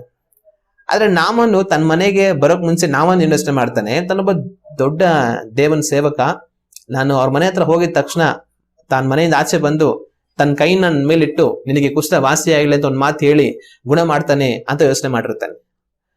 ಆದ್ರೆ ಎಲೀಷನ್ ಮನೆಗೆ ತಾನು ಬಂದ ನಂತರ ಎಲೀಷ ಏನ್ ಮಾಡ್ತಾನೆ, ಎಲೀಷ ಆಚೆನೂ ಬರೋದಿಲ್ಲ. ತಾನು ದೊಡ್ಡ ಸೈನ್ಯಾಧಿಪತಿ, ತುಂಬಾ ಹೆಸರಿರುವಂತ ವ್ಯಕ್ತಿ. ಎಲೀಷ ಆಚೆ ಬಂದು ತಾನು ನೋಡೋದು ಇಲ್ಲ. ತನ್ನ ಶಿಷ್ಯನನ್ನ ಒಂದು ಆಳ್ನ ಕಳಿಸ್ಬಿಟ್ಟು ನಾಮನ್ಗೆ ಹೇಳು, ಹೋಗಿ ಯೋರ್ದನ್ ಹೊಳೆಯಲ್ಲಿ ಮುಳುಗ್ಬಿಟ್ಟು ಬರೋದಕ್ಕೆ ಅವನಿಗೆ ಸರೋಗುತ್ತೆ, 7 ಸಲ ಮುಳುಗಿ ಬಂದ್ರೆ ಸಾಕು ಅಂತ ಹೇಳಿ ಕಳಿಸ್ಬಿಡ್ತಾನೆ. ಈ ನಾಮನಿಗೆ ತುಂಬಾ ಕೋಪ ಬರುತ್ತೆ. ಏನೋ ಯೋರ್ದನ್ ಹೊಳೆಯಲ್ಲಿ ಹೋಗಿ 7 ಸಲ ಮುಳುಗಿ ಬಂದ್ರೆ ನನ್ ಕುಷ್ಠ ವಾಸಿ ಆಗ್ಬಿಡುತ್ತಾ? ಈ ಯೋರ್ದನ್ ಹೊಳೆಗಿಂತ ನಮ್ಮ ದೇಶದಲ್ಲಿರುವಂತ ಹೊಳೆಗಳು ಇನ್ನ ಎಷ್ಟು ಶ್ರೇಷ್ಠವಾಗಿರುವಂತ ಹೊಳೆಗಳು. ಮುಳುಗಂಗಿದ್ರೆ ಅಲ್ಲೇ ಮುಳುಗಿ ನಾನು ವಾಸಿ ಆಗ್ತಾ ಇದ್ದೆ, ಬಂದು ಯೋರ್ದನ್ ಹೊಳೆಯಲ್ಲಿ ಮುಳುಗಿ ನಾನು ವಾಸಿ ಆಗ್ಬೇಕಾ ಅಂತ ನಾಮನ್ಗೆ ತುಂಬಾ ಕೋಪ ಬಂದ್ಬಿಡುತ್ತೆ. ಆಗ ನಾಮನ್ ಜೊತೆಯಲ್ಲಿ ಬಂದಿದ್ದಂತ ತನ್ನ ಸೇವಕರು ತನಗೆ ಒಂದು ಬುದ್ಧಿ ಮಾತು ಹೇಳ್ತಾರೆ, ಅಯ್ಯ, ಒಂದ್ ವೇಳೆ ಆ ಪ್ರವಾದಿ ಏನಾದ್ರು ಒಂದು ದೊಡ್ಡ ಕೆಲಸವನ್ನು ಕೊಟ್ಟಿದ್ರೆ, ಏನಾದ್ರು ಹೋಗಿ ಆ ದೊಡ್ಡ ಬೆಟ್ಟ ಎಕ್ಕಿ ಮೇಘ ನಿಂತ್ಕೊ ಹೋಗು ಅಂತ ಹೇಳಿದ್ರೆ, ಇಲ್ಲ ದೊಡ್ಡ ಬೆಟ್ಟನ ಕಡ್ಕೊಂಬ ಅಂತ ಹೇಳಿದ್ರೆ, ನೀನು ಏನೇ ಕಷ್ಟವಾದ ಕೆಲಸ ಕೊಟ್ಟಿದ್ರು ಬಹುಶಃ ಮಾಡ್ತಾ ಇರೇ ತಾನೆ. ಈಗಿರುವಾಗ ನೀರನ್ನು ಹೋಗಿ ಒಂದು 7 ಸಲ ಮುಳುಗಿ ಎದಳು ಸಾಕು ಅಂತ ಪ್ರವಾದಿ ಹೇಳಿ ಕಳಿಸಿರುವಾಗ ಎಷ್ಟೋ ಸುಲಭವಾದ ಕೆಲಸ. ಆ ಸುಲಭವಾದ ಕೆಲಸವನ್ನ ಹೋಗಿ ಮಾಡಿ ಬಂದ್ಬಿಟ್ರೆ ನಿನಗೆ ವಾಸಿ ಆಗತ್ತಂದ್ರೆ ಯಾಕೆ ಮಾಡಬಾರ್ದು? ಸುಮ್ಮನೆ ಹೇಳಿದ ಮಾತು ಕೇಳು, ಯಾಕೆ ಸುಮ್ಮನೆ ನೀನು ಅದನ್ನ ಮಾಡಿದಿರ ಕುಷ್ಠರೋಗಿ ಆಗಿನ ಯಾವಾಗಲೂ ಬದುಕ್ತೀಯ ಅಂತ ಬುದ್ಧಿ ಹೇಳ್ತಾರೆ. ನಾಮನ್ ಸರಿ ಆಯ್ತು ನೋಡ್ತೀನಿ ಅದೇನಾಗ್ಬಿಡುತ್ತೋ ಅಂತ ವಿಶ್ವಾಸದಿಂದ ಹೋಗ್ಲಿಲ್ಲ, ಬೇಜಾರಿಂದನೇ ಹೋದ. 7 ಸರಿ ಮುಳುಗದ, ಆಮೇಲೆ ಎದ್ದ, ನೋಡಿದ್ರೆ ಕುಷ್ಠ ಎಲ್ಲ ವಾಸಿ ಆಗ್ಬಿಟ್ಟಿದ್. ಆವಾಗ ಅವ್ನಿಗೆ ಬುದ್ಧಿ ಬರುತ್ತೆ, ಅಯ್ಯೋ ನಾನು ಎಂತ ತಪ್ಪು ಮಾಡ್ಬಿಟ್ಟೆ, ನಿಜವಾಗ್ಲೂ ಪ್ರವಾದಿ ಹೇಳಿ ಕಳಿಸಿದ ಹಾಗೆ ಆಯ್ತು, ನನ್ಗೆ ತುಂಬಾ ಕೋಪ ನೋಟಿತ್ತು, ನಾನು ಇದನ್ನ ಮಾಡೋದೇ ಇಲ್ಲ, ವಾಪಸ್ ಹೋಗ್ಬಿಡ್ತೀನಿ ನಮ್ಮೂರಿಗೆ ಅನ್ಕೊಂಡು ಕುಷ್ಠರೋಗಿ ಆಗಿ ಬದುಕಿದ್ರು ನನ್ ಪರವಾಗಿಲ್ಲ. ಈ ಪ್ರವಾದಿ ಹೇಳಂತ ಹೋಗಿ ಮುಳುಗಿ ಬಾ ಅಂತ 7 ಸರಿ ಮುಳುಗಿ ಬಾ ಅನ್ನೋ ಕೆಲಸ ನಾನು ಯಾಕೆ ಮಾಡ್ಬೇಕಂತ ಹೋಗ್ಬಿಡ್ತಾ ಇದ್ದೆ. ಏನೋ ನನ್ನ ಸೇವಕರು ಬುದ್ಧಿ ಹೇಳಿದ್ರು, ಸರಿ ಆಯ್ತು ಅಂತ ಬಂದು ಮುಳುಗಿದೆ ಎದಳದೆ, ಆದ್ರೆ ವಾಸಿ ಆಗ್ಬಿಡ್ತು. ಇದ್ರ ಆಗುತ್ತೆ ಅಂದ್ರೆ ನನಗೆ ಗೊತ್ತೇ ಇಲ್ವಲ್ಲ, ಅಯ್ಯೋ ದೇವ್ರೆ, ಎಂತ ಒಂದು ಒಳ್ಳೆ ಅವಕಾಶ ಕಳ್ಕೊಂಡ್ಬಿಡ್ತಾ ಇದ್ದೆ ನಾನು ಅನ್ಕೊಂಡು ಸಂತೋಷವಾಗಿ ಹೋಗ್ತಾನೆ. ಆಮೇಲೆ ಬರುವಾಗ ಎಲೀಷ ಮಾತಾಡಿಸಿ ತನ್ನ ಆಶೀರ್ವದಿಸಿ ಕಳಿಸ್ತಾನೆ. ಆಗ ಅಲ್ಲಿ ನಾವು ಯೋಚನೆ ಮಾಡ್ಬೇಕಾಗಿರೋದು, ನಾಮನಿಗೆ ದೇವ್ರು ಹೇಳಿದ್ದು ತುಂಬಾ ಸುಲಭವಾದ ಕೆಲಸ. 7 ಸಲ ಮುಳುಗಿ ಎದೋಳು ಯೋರ್ದನ್ ಹೊಳೆಯಲ್ಲಿ ನಿನ್ ಕುಷ್ಠ ಹೋಗ್ಬಿಡುತ್ತೆ ಅಂತ ದೇವ್ರು ಹೇಳಿದ್ರು. ಅವನಿಗೆ ಆಹಾ ಇಲ್ಲಿ ಮುಳುಗ್ಬಿಟ್ರೆ ಹೋಗ್ಬಿಡುತ್ತಾ, ಇದೆಲ್ಲ ಒಂದು ದೊಡ್ಡ ಕೆಲಸನ ಅಂತ ಅನ್ಕೊಂತಾ ಇದ್ದ. ಆದ್ರೆ ತನ್ನನ್ನು ತಗ್ಗಿಸಿ ಒಪ್ಪಿಸ್ಕೊಟ್ಟ ದೇವ್ರು ಗುಣ ಮಾಡಿದ್ರು. ಆದ್ರೆ ಇವತ್ತು ದೇವ್ರು ನಮಗ್ ಒಂದೇ ಸರಿ ಹೇಳು ಅಂತ ಹೇಳ್ತಾರೆ, ದೀಕ್ಷಾ ಸ್ಥಾನವನ್ನು ಪಡಿ ಅಂತ. ನಾವು ಒಂದೇ ಸರಿ ಹೋಗಿ ಮುಳುಗಿ ಬರ್ದಿರಾ, ನಾನ್ ದೇವ್ರು ನಂಬಿದ್ದೀನಿ, ನಾನು ತುಂಬಾ ಒಳ್ಳೆ ವಿಶ್ವಾಸಿ, ನನ್ನ ದೇವ್ರ ರಾಜ್ಯಕ್ಕೆ ಕರ್ಕೊಂತಾರೆ ಅಂತ ಓಡಾಡ್ತಾ ಇದ್ರೆ ದೇವ್ರನ್ ಮಾಡ್ತಾರೆ, ನಾವು ದೇವ್ರು ನಮ್ಗೆ ಹೇಳುವಂತ ಕಾರ್ಯವನ್ನು ಮಾಡದೆ ಹೊಡೋದ್ರಿಂದ ದೇವರ ರಾಜ್ಯಕ್ಕೆ ನಮ್ಮನ್ನ ಸೇರಿಸ್ಕೊಳ್ಳೋದಿಲ್ಲ. ನಾಮನು 7 ಸರಿ ಮುಳುಗಿ ಹೋಗಿಲ್ಲ ಅಂದ್ರೆ ಯೋರ್ದನ್ ಹೊಳೆಯಲ್ಲಿ ತನಗಿರುವಂತ ಕುಷ್ಠ ಯಾವತ್ತೂ ಹೋಗ್ತಾ ಇರಲಿಲ್ಲ. ಆದ್ರೆ ಅದೇ ತರ ದೇವ್ರು ನಮ್ಗೆ 1 ಸರಿ ಮುಳುಗಿ ಹೇಳೋದಕ್ಕೆ ಹೇಳಿದ್ದಾರೆ, ಅದನ್ನ ಮಾಡಿಲ್ಲ ಅಂದ್ರೆ ನಾವು ದೇವರ ರಾಜ್ಯಕ್ಕೆ ಹೋಗೋದಿಲ್ಲ. ನಾಮನಿಗಿದಂತ ಕುಷ್ಠ ಹೋಗೋದಿಲ್ಲ, ನಮಗಿರುವಂತ ಪಾಪ ಹೋಗೋದಿಲ್ಲ. ದೀಕ್ಷಾ ಸ್ಥಾನವನ್ನು ಪಡೆದ ನಂತರವೇ ಪಾಪದಿಂದ ನಮಗೆ ಪರಿಪೂರ್ಣವಾದ ಬಿಡುಗಡೆ. ಅಂದ್ರೆ ನಾವು ದೇವರ ಚಿತ್ತಕ್ಕೆ ಒಳಗಾಗಿ ದೇವರ ಆಜ್ಞೆಗೆ ಒಳಗಾಗಿ ದೇವರಿಗೆ ವಿಧೇಯರಾದದ್ದರಿಂದ ದೇವರ ರಾಜ್ಯ ಸೇರೋದಕ್ಕೆ ನಮ್ಗೆ ಅವಕಾಶ ಆಗುತ್ತೆ. ಆದ್ರೆ ಆ ಒಂದು ಕೆಲಸವನ್ನು ಮಾಡಿಲ್ಲ ಅಂದ್ರೆ, ನಾಮನ್ನು 7 ಸರಿ ಮುಳುಗಿದ್ರ ಸುಮ್ಮನೆ ಹೊರಟೋಗ್ಬಿಟ್ಟಿದ್ರೆ ಏನಾಗಿರೋದು? ಅವನ್ ದೇವರ ಮುಂದೆ ಪಾಪಿಯಾಗಿರ್ತಾ ಇದ್ದ, ದೇವರಿಗೆ ಅವಿಧೇಯರಾಗಿ ಅಹಂಕಾರದಿಂದ ನಡೆದವನಾಗಿರ್ತಾ ಇದ್ದ. ನೀವು ದೇವರು ನಮಗೆ ದೀಕ್ಷಾಸ್ಥಾನ ಒಂದ್ಸಲಿ ತಗೊಂಡು ಮುಳುಗಿ ಬಾ ಅಂತ ಹೇಳಿದ್ರೆ ಅದನ್ನ ಮಾಡಿದ್ರ, ನಾನ್ ದೇವರಲ್ಲಿ ಭಕ್ತಿ ಇರೋವನು ನಂಬಿರೋವನು ಅಂತ ಹೇಳ್ಕೊಂಡು ಸುಮ್ಮನೆ ಸುತ್ತಿ ತಿರುಗಾಡ್ಕೊಂಡು ನಾವು ಬದುಕಿದ್ರೆ ಅದಕ್ಕೆ ಅರ್ಥ ಏನು? ನಾವು ಅಹಂಕಾರಿಗಳಾಗಿ ಬದುಕ್ತಾ ಇದೀವಿ ಅಂತ, ದೇವ್ರ ಮುಂದೆ ನಮ್ಮನ್ನು ತಗ್ಗಿಸ್ಕೊಳ್ತಾ ಇಲ್ಲ ಅಂತ ಅರ್ಥ, ದೇವರ ಆಜ್ಞೆಗೆ ನಾವು ವಿಧೇಯರಾಗ್ತಾ ಇಲ್ಲ ಅಂತ ಅರ್ಥ. ಆಮೇಲೆ ನಾವು ಪರಲೋಕ ರಾಜ್ಯಕ್ಕೆ ಹೋಗೋದಕ್ಕೆ ನಮ್ಮ ಕಾಲ ಮುಗಿದ ಮೇಲೆ ಹೋದ್ರೆ ದೇವರು ಸೇರಿಸ್ಕೊಳ್ಳೋದಿಲ್ಲ. ನಾಮನಿಗೆ ಆದ ಗತಿ ನಮಗೂ ಆಗುತ್ತೆ. ಅಂದ್ರೆ ನಾಮನಿಗೆ ಮುಳುಗಿ ಹೋಗಿಲ್ಲ ಅಂದ್ರೆ ಏನಾಗ್ತಾ ಇತ್ತು? ಕುಸ್ತಾ ಹೋಗ್ತಾ ಇರ್ಲಿಲ್ಲ. ನಾವು ದೀಕ್ಷಾಸ್ಥಾನವನ್ನು ಪಡೆಯದೇ ಹೋದದ್ದರಿಂದ ದೇವರಾಜ್ಯಕ್ಕೆ ಹೋಗೋದಿಲ್ಲ. ಅದರಿಂದ ನಂಬಿ ದೀಕ್ಷಾಸ್ಥಾನ ಪಡೆಯುವಂತವನು ರಕ್ಷಣೆ ಹೊಂದುತ್ತಾನೆ, ನಂಬದೆ ಹೋಗುವವನು ದಂಡನೆ ಹೊಂದುತ್ತಾನೆ. ನಂಬಿ ದೀಕ್ಷಾಸ್ಥಾನವನ್ನು ಪಡೆಯದೆ ಬರುಗುವವನು ಅವನು ಸಹ ದಂಡನೆ ಹೊಂದ್ಕೊಂತಾನೆ. ಅದನ್ನ ಇವತ್ತು ಇದನ್ನು ಕೇಳುವಂತ ನೀವು ನಂಬಿದ್ದೀರಾ, ಆದ್ರೆ ಇನ್ನೂ ದೀಕ್ಷಾಸ್ಥಾನ ಪಡೆಯಲಿಲ್ವಾ? ಆದ್ರೆ ನಿಮ್ಮನ್ನ ದೇವ್ರಿಗೆ ಒಪ್ಪಿಸಿಕೊಟ್ಟು ದೀಕ್ಷಾಸ್ಥಾನವನ್ನ ಪಡೆಯಿರಿ. ಇಲ್ಲ ಅಂದ್ರೆ ನೀವಿನ್ನ ನಂಬೇ ಇಲ್ಲ ಅಂತ ಅರ್ಥ, ದೇವರಾಜ್ಯಕ್ಕೆ ಸೇರೋದು ಇಲ್ಲ ಅಂತನೋ ಅರ್ಥ. ಅದನ್ನ ನಾವು ಜ್ಞಾಪಕದಲ್ಲಿ ಇಟ್ಕೊಳ್ಬೇಕು. ಕಾರಣ ಏನು ಅಂತಂದ್ರೆ, ನಾವು ದೇವರ ವಾಕ್ಯವನ್ನ ಓದಿ ನೋಡುವಾಗ ಯೋಹಾನನು ಬರೆದಂತ ಸುವಾರ್ತೆ 14ನೇ ಅಧ್ಯಾಯ 15ನೇ ವಾಕ್ಯದಲ್ಲಿ ನಮ್ಮ ಕರ್ತನಾದ ಯೇಸು ಕ್ರಿಸ್ತನು ಈ ರೀತಿ ಹೇಳ್ತಾರೆ, ನೀವು ನನ್ನನ್ನು ಪ್ರೀತಿಸುವವರಾದರೆ ನನ್ನ ಆಜ್ಞೆಗಳನ್ನು ಕೈಗೊಂಡು ನಡೆಯುವರಿ. ನಾವು ಯೇಸು ಸ್ವಾಮಿಯನ್ನ ಪ್ರೀತಿ ಮಾಡುವಂತವರಾಗಿದ್ರೆ ಅವರ ಆಜ್ಞೆಗಳನ್ನು ಕೈಗೊಂಡು ನಡೀತೀವಿ. ಅವ್ರ ಆಜ್ಞೆ ಏನು? ಹೋಗಿ ದೀಕ್ಷಾಸ್ಥಾನ ಪಡಿ. ಆದ್ರೆ ನಾವು ಅವ್ರನ್ನ ಪ್ರೀತಿಸ್ತೀವಿ ಅಂತ ಹೇಳ್ಕೊಂಡು, ದೇವ್ರ ನಂಬಿದೀನಿ ಅಂತ ಹೇಳ್ಕೊಂಡು ದೀಕ್ಷಾಸ್ಥಾನ ಪಡೆಯಲಿಲ್ಲ ಅಂತಂದ್ರೆ ನಾವು ದೇವ್ರನ್ನ ಪ್ರೀತಿ ಮಾಡೋರಲ್ಲ, ಅವ್ರ ಆಜ್ಞೆಗಳನ್ನು ಕೈಗೊಂಡು ನಡೀತಾನು ಇಲ್ಲ ಅಂತ ಅರ್ಥ. ಆಗ ಅದೊಂದು ಕಾರ್ಯದಿಂದ ನಾವು ದೇವರಾಜ್ಯಕ್ಕೆ ಸೇರದ ಹಾಗೆ ಆಗ್ಬಿಡುತ್ತೆ. ಅದರಿಂದ ನಾವು ಮನೆ ತಿರುಗಿ ದೇವರಿಗೆ ನಾವು ಒಪ್ಪಿಸಿಕೊಟ್ಟು ನಮ್ಮನ್ನು ತಗ್ಗಿಸ್ಕೊಂಡು ದೀಕ್ಷಾಸ್ಥಾನವನ್ನು ಪಡಿಬೇಕಾಗಿರೋದು ಬಹಳ ಮುಖ್ಯ. ಇಲ್ಲವಾದರೆ ದೇವರಾಜ್ಯವನ್ನ ಸೇರೋದಿಲ್ಲ. ಅದನ್ನ ನಾವು ಜ್ಞಾಪಕದಲ್ಲಿಟ್ಟುಕೊಳ್ಬೇಕು. ಮತ್ತೆ ಇನ್ನೊಂದು ಪ್ರಶ್ನೆ ನಮಗೆ ಬರ್ಬೋದು, ಏನಂದ್ರೆ, ಹಂಗಂದ್ರೆ ದೀಕ್ಷಾಸ್ಥಾನ ಪಡೆದ್ರೆ ನಾನು ದೇವರಾಜ್ಯಕ್ಕೆ ಹೋಗ್ತೀನಾ ಅಂತಂದ್ರೆ, ದೀಕ್ಷಾಸ್ಥಾನ ಪಡೆದಿದ್ ಮಾತ್ರಕ್ಕೆ ದೇವರಾಜ್ಯಕ್ಕೆ ಹೋಗೋದಿಲ್ಲ. ದೀಕ್ಷಾಸ್ಥಾನ ಪಡೀಲಿಲ್ಲ ಅಂದ್ರೆ ದೇವರಾಜ್ಯಕ್ಕೆ ಹೋಗಲ್ಲ, ದೀಕ್ಷಾಸ್ಥಾನ ಪಡೆದ್ಬಿಟ್ಟೆ ಅಂದಿದ್ದಕ್ಕೂ ದೇವರಾಜ್ಯಕ್ಕೆ ಹೋಗಲ್ಲ. ಮತ್ತೆ ಹಂಗಂದ್ರೆ ಯಾರು ಹೋಗ್ತಾರೆ ದೇವರಾಜ್ಯಕ್ಕೆ? ಯಾರು ಹೋಗ್ತಾರೆ ಅಂತಂದ್ರೆ, ನಂಬಿ ದೀಕ್ಷಾಸ್ಥಾನವನ್ನು ಪಡೆದು ದೇವರ ವಾಕ್ಯದಂತೆ ನಡೆಯುವವನು ದೇವರಾಜ್ಯಕ್ಕೆ ಸೇರ್ತಾನೆ. ಅನೇಕರು ಏನ್ ಅನ್ಕೊಳ್ತಾರೆ, ನಾನು ದೀಕ್ಷಾಸ್ಥಾನ ತಗೊಂಡ್ಬಿಟ್ರೆ ದೇವರಾಜ್ಯಕ್ಕೆ ಹೋಗ್ಬಿಡ್ತೀನಿ ಅಂತ ಅನ್ಕೊಳ್ತಾರೆ. ಅದು ತಪ್ಪು. ದೀಕ್ಷಾಸ್ಥಾನವನ್ನ ಪಡೆದ ಮಾತ್ರಕ್ಕೆ ದೇವರಾಜ್ಯಕ್ಕೆ ಹೋಗೋದಿಲ್ಲ. ಹಾಗಂತ ದೀಕ್ಷಾಸ್ಥಾನವನ್ನು ಪಡೆಯದವನು ಸಹ ಹೋಗೋದಿಲ್ಲ. ದೀಕ್ಷಾಸ್ಥಾನ ಪಡೆಯದವನು ದೇವರನ್ನ ನಂಬೇ ಇಲ್ಲ ಅಂತ ಅರ್ಥ. ಆದ್ರೆ ದೀಕ್ಷಾಸ್ಥಾನವನ್ನ ಪಡೆದ ಮಾತ್ರಕ್ಕೂ ಸಹ ದೇವರಾಜ್ಯಕ್ಕೆ ಹೋಗೋದಿಲ್ಲ. ಹಂಗಂದ್ರೆ ಅರ್ಥ ಏನು? ದೀಕ್ಷಾಸ್ಥಾನವನ್ನು ಮಾತ್ರ ಪಡೆದು ದೇವರ ವಾಕ್ಯವನ್ನು ಕೈಗೊಂಡು ಪರಿಶುದ್ಧರಾಗಿ ನೀತಿವಂತರಾಗಿ ದೇವರ ಮುಂದೆಗಡೆಯಲ್ಲಿ ಬದುಕದೆ ದೀಕ್ಷಾಸ್ಥಾನ ಪಡೆದಿದ್ದೀನಿ ಅದಕ್ಕೆ ಮಾತ್ರ ನಾನು ದೇವರಾಜ್ಯಕ್ಕೆ ಹೋಗ್ಬಿಡ್ತೀನಿ ಅಂತ ಅನ್ಕೊಂತಾ ಇದ್ರೆ ಅವನು ತಪ್ಪು ಮಾಡುವಂತವನಾಗಿರುತ್ತಾನೆ. ನಾವು ದೇವರಾಜ್ಯಕ್ಕೆ ಹೋಗಬೇಕಂದ್ರೆ ದೀಕ್ಷಾಸ್ಥಾನ ಪಡೆಯಲೇಬೇಕು. ಆದ್ರೆ ದೀಕ್ಷಾಸ್ಥಾನ ಪಡೆಯದ ಮಾತ್ರವಲ್ಲ, ದೀಕ್ಷಾಸ್ಥಾನವನ್ನು ಪಡೆದು ದೇವರ ಆಜ್ಞೆಗಳನ್ನು ನಾವು ಕೈಗೊಂಡು ಜೀವಿಸಬೇಕು. ನಾವು ದೇವರ ವಾಕ್ಯವನ್ನ ಓದಿ ನೋಡುವಾಗ ಮತ್ತಾಯನು ಬರೆದಂತ ಸುವಾರ್ತೆ 28ನೇ ಅಧ್ಯಾಯದಲ್ಲಿ 19 ಮತ್ತು 20ನೇ ವಾಕ್ಯವನ್ನು ನಾವು ಓದಿ ನೋಡುವಾಗ ನಮ್ಮ ಕರ್ತನಾದ ಯೇಸು ಕ್ರಿಸ್ತನು ಈ ರೀತಿ ಹೇಳ್ತಾರೆ, ಆದ್ದರಿಂದ ನೀವು ಹೊರಟು ಹೋಗಿ ಎಲ್ಲಾ ದೇಶಗಳ ಜನರನ್ನು ಶಿಷ್ಯರನ್ನಾಗಿ ಮಾಡಿರಿ, ಅವರಿಗೆ ತಂದೆಯ ಮಗನ ಪವಿತ್ರಾತ್ಮ ಹೆಸರಿನಲ್ಲಿ ದೀಕ್ಷಾಸ್ನಾನ ಕೊಡಿಸಿ ನಾನು ನಿಮಗೆ ಆಜ್ಞಾಪಿಸಿದ್ದನ್ನೆಲ್ಲ ಕಾಪಾಡಿಕೊಳ್ಳುವುದಕ್ಕೆ ಅವರಿಗೆ ಉಪದೇಶ ಮಾಡಿರಿ. ಇಲ್ಲ ಯೇಸು ಸ್ವಾಮಿ ಶಿಷ್ಯಂದ್ರಿಗೆ ಏನ್ ಹೇಳ್ತಾರೆ, ನೀವು ಹೋಗಿ ಎಲ್ಲಾ ದೇಶಗಳ ಜನಗಳನ್ನು ನನಗೆ ಶಿಷ್ಯರನ್ನಾಗಿ ಮಾಡಿರಿ, ಅವರಿಗೆ ತಂದೆ ಮಗನ ಪವಿತ್ರಾತ್ಮ ಹೆಸರಿನ ದೀಕ್ಷಾಸ್ಥಾನ ಕೊಡಿರಿ, ಕೊಟ್ಟು ಏನ್ ಮಾಡಬೇಕು, ನಾನು ನಿಮಗೆ ಆಜ್ಞಾಪಿಸಿದ್ದನ್ನೆಲ್ಲ ಕಾಪಾಡಿಕೊಳ್ಳುವುದಕ್ಕೆ. ಹಾಗಂದ್ರೆ ಏನು, ನಾನು ನಿಮ್ಗೆ ಏನೆಲ್ಲ ಹೇಳ್ಕೊಟ್ಟಿದ್ದೀನಿ, ಯಾವ ತರ ನೀವು ಬದುಕ್ಬೇಕಂತ ಅದೆಲ್ಲವನ್ನ ಅನುಸರಿಸಿ ನಡೆಯೋದಕ್ಕೆ, ಅದನ್ನ ಕಾಪಾಡಿಕೊಳ್ಳಬೇಕಂದ್ರೆ ಅರ್ಥ ಏನು, ಅದನ್ನ ಕೈಗೊಂಡು ಅವರು ನಡಿಬೇಕು, ಆ ರೀತಿ ಅವರಿಗೆ ನೀವು ಹೇಳ್ಕೊಡಿ ಅಂತವ್ರು ಹೇಳ್ತಾ ಇದ್ದಾರೆ. ಹಂಗಂದ್ರೆ ನಾವು ಬರೀ ದೀಕ್ಷಾ ಸ್ಥಾನವನ್ನು ಪಡೆದ ಮಾತ್ರೆಗೆ ದೇವರಾಜ್ಯಕ್ಕೆ ಹೋಗಿ ಬಿಡಲ್ಲ. ದೀಕ್ಷಾ ಸ್ಥಾನವನ್ನು ಪಡೆದು ದೇವರು ನಮ್ಮ ಆಜ್ಞಾಪಿಸಿರೋದನ್ನೆಲ್ಲ ನಾವು ಕಾಪಾಡಿಕೊಳ್ಳಬೇಕು, ದೇವರ ವಾಕ್ಯದಂತೆ ನಾವು ಬದುಕುವಂತವರಾಗಿರ್ಬೇಕು, ಆಗ್ಲೇನೆ ದೇವರಾಜ್ಯಕ್ಕೆ ಹೋಗೋದು. ಆಗ ದೇವರನ್ನು ನಂಬಿದ್ದೀನಿ ಅಂತ ಹೇಳಿಕೊಂಡು ದೀಕ್ಷಾ ಸ್ಥಾನವನ್ನು ಪಡೆಯದವನು ದೇವರಾಜ್ಯಕ್ಕೆ ಹೋಗಲ್ಲ. ಹಂಗಂತ ಹೇಳಿ ದೀಕ್ಷಾಸ್ಥಾನವನ್ನು ಪಡೆದು ದೇವರ ಆಜ್ಞೆಗಳನ್ನ ಕೈಗೊಂಡು ನಡೆಯದವನು ಸಹ ದೇವರ ರಾಜ್ಯಕ್ಕೆ ಹೋಗಲ್ಲ. ಆಗ ಯಾರು ಹೋಗ್ತಾರೆ? ನಂಬಿ ದೀಕ್ಷಾಸ್ಥಾನವನ್ನು ಪಡೆದು ದೇವರ ಆಜ್ಞೆಗಳನ್ನೆಲ್ಲ ಕೈಗೊಂಡು ನಡೆಯುವಂತವನು ದೇವರ ರಾಜ್ಯವನ್ನು ಸೇರ್ತಾನೆ. ಇವತ್ತು ನಾನು ನೀವು ಯಾವ ತರ ಇದ್ದೀವಿ ನಮ್ಮನ್ನು ಯೋಚನೆ ಮಾಡಿ ನೋಡ್ಕೊಳ್ಬೇಕು. ನಾನು ದೀಕ್ಷಾಸ್ಥಾನ ಪಡೆದು ಬಿಟ್ಟಿದ್ದೀನಿ ಅಂತ ಹೇಳಿದ ಮಾತ್ರಕ್ಕೆ ನಾವು ದೇವರಾಜ್ಯಕ್ಕೆ ಹೋಗಲ್ಲ. ದೇವರ ವಾಕ್ಯವನ್ನ ಕೈಗೊಂಡು ನಾವು ನಡೀತಾ ಇದೆ ಮಾತ್ರವೇ ನಾವು ದೇವರಾಜ್ಯಕ್ಕೆ ಹೋಗ್ತೀವಿ. ಹಲ್ಲೆಲೂಯಾ.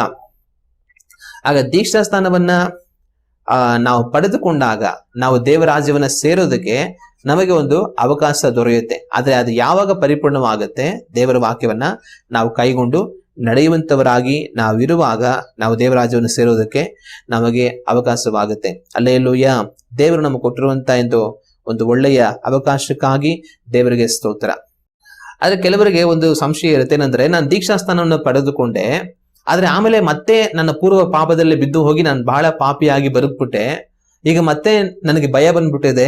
ನಾನು ದೇವರನ್ನ ಒಪ್ಪಿಸ್ಕೊಟ್ಟು ಬದುಕಿ ನಾನು ಒಳ್ಳೆಯವನಾಗಿ ಬದುಕಿ ದೇವರ ರಾಜ್ಯಕ್ಕೆ ಸೇರ್ಬೇಕಂತ ನನಗೆ ಇಷ್ಟ ಇದೆ. ಈಗ ನಾನು ಏನ್ ಮಾಡೋದು?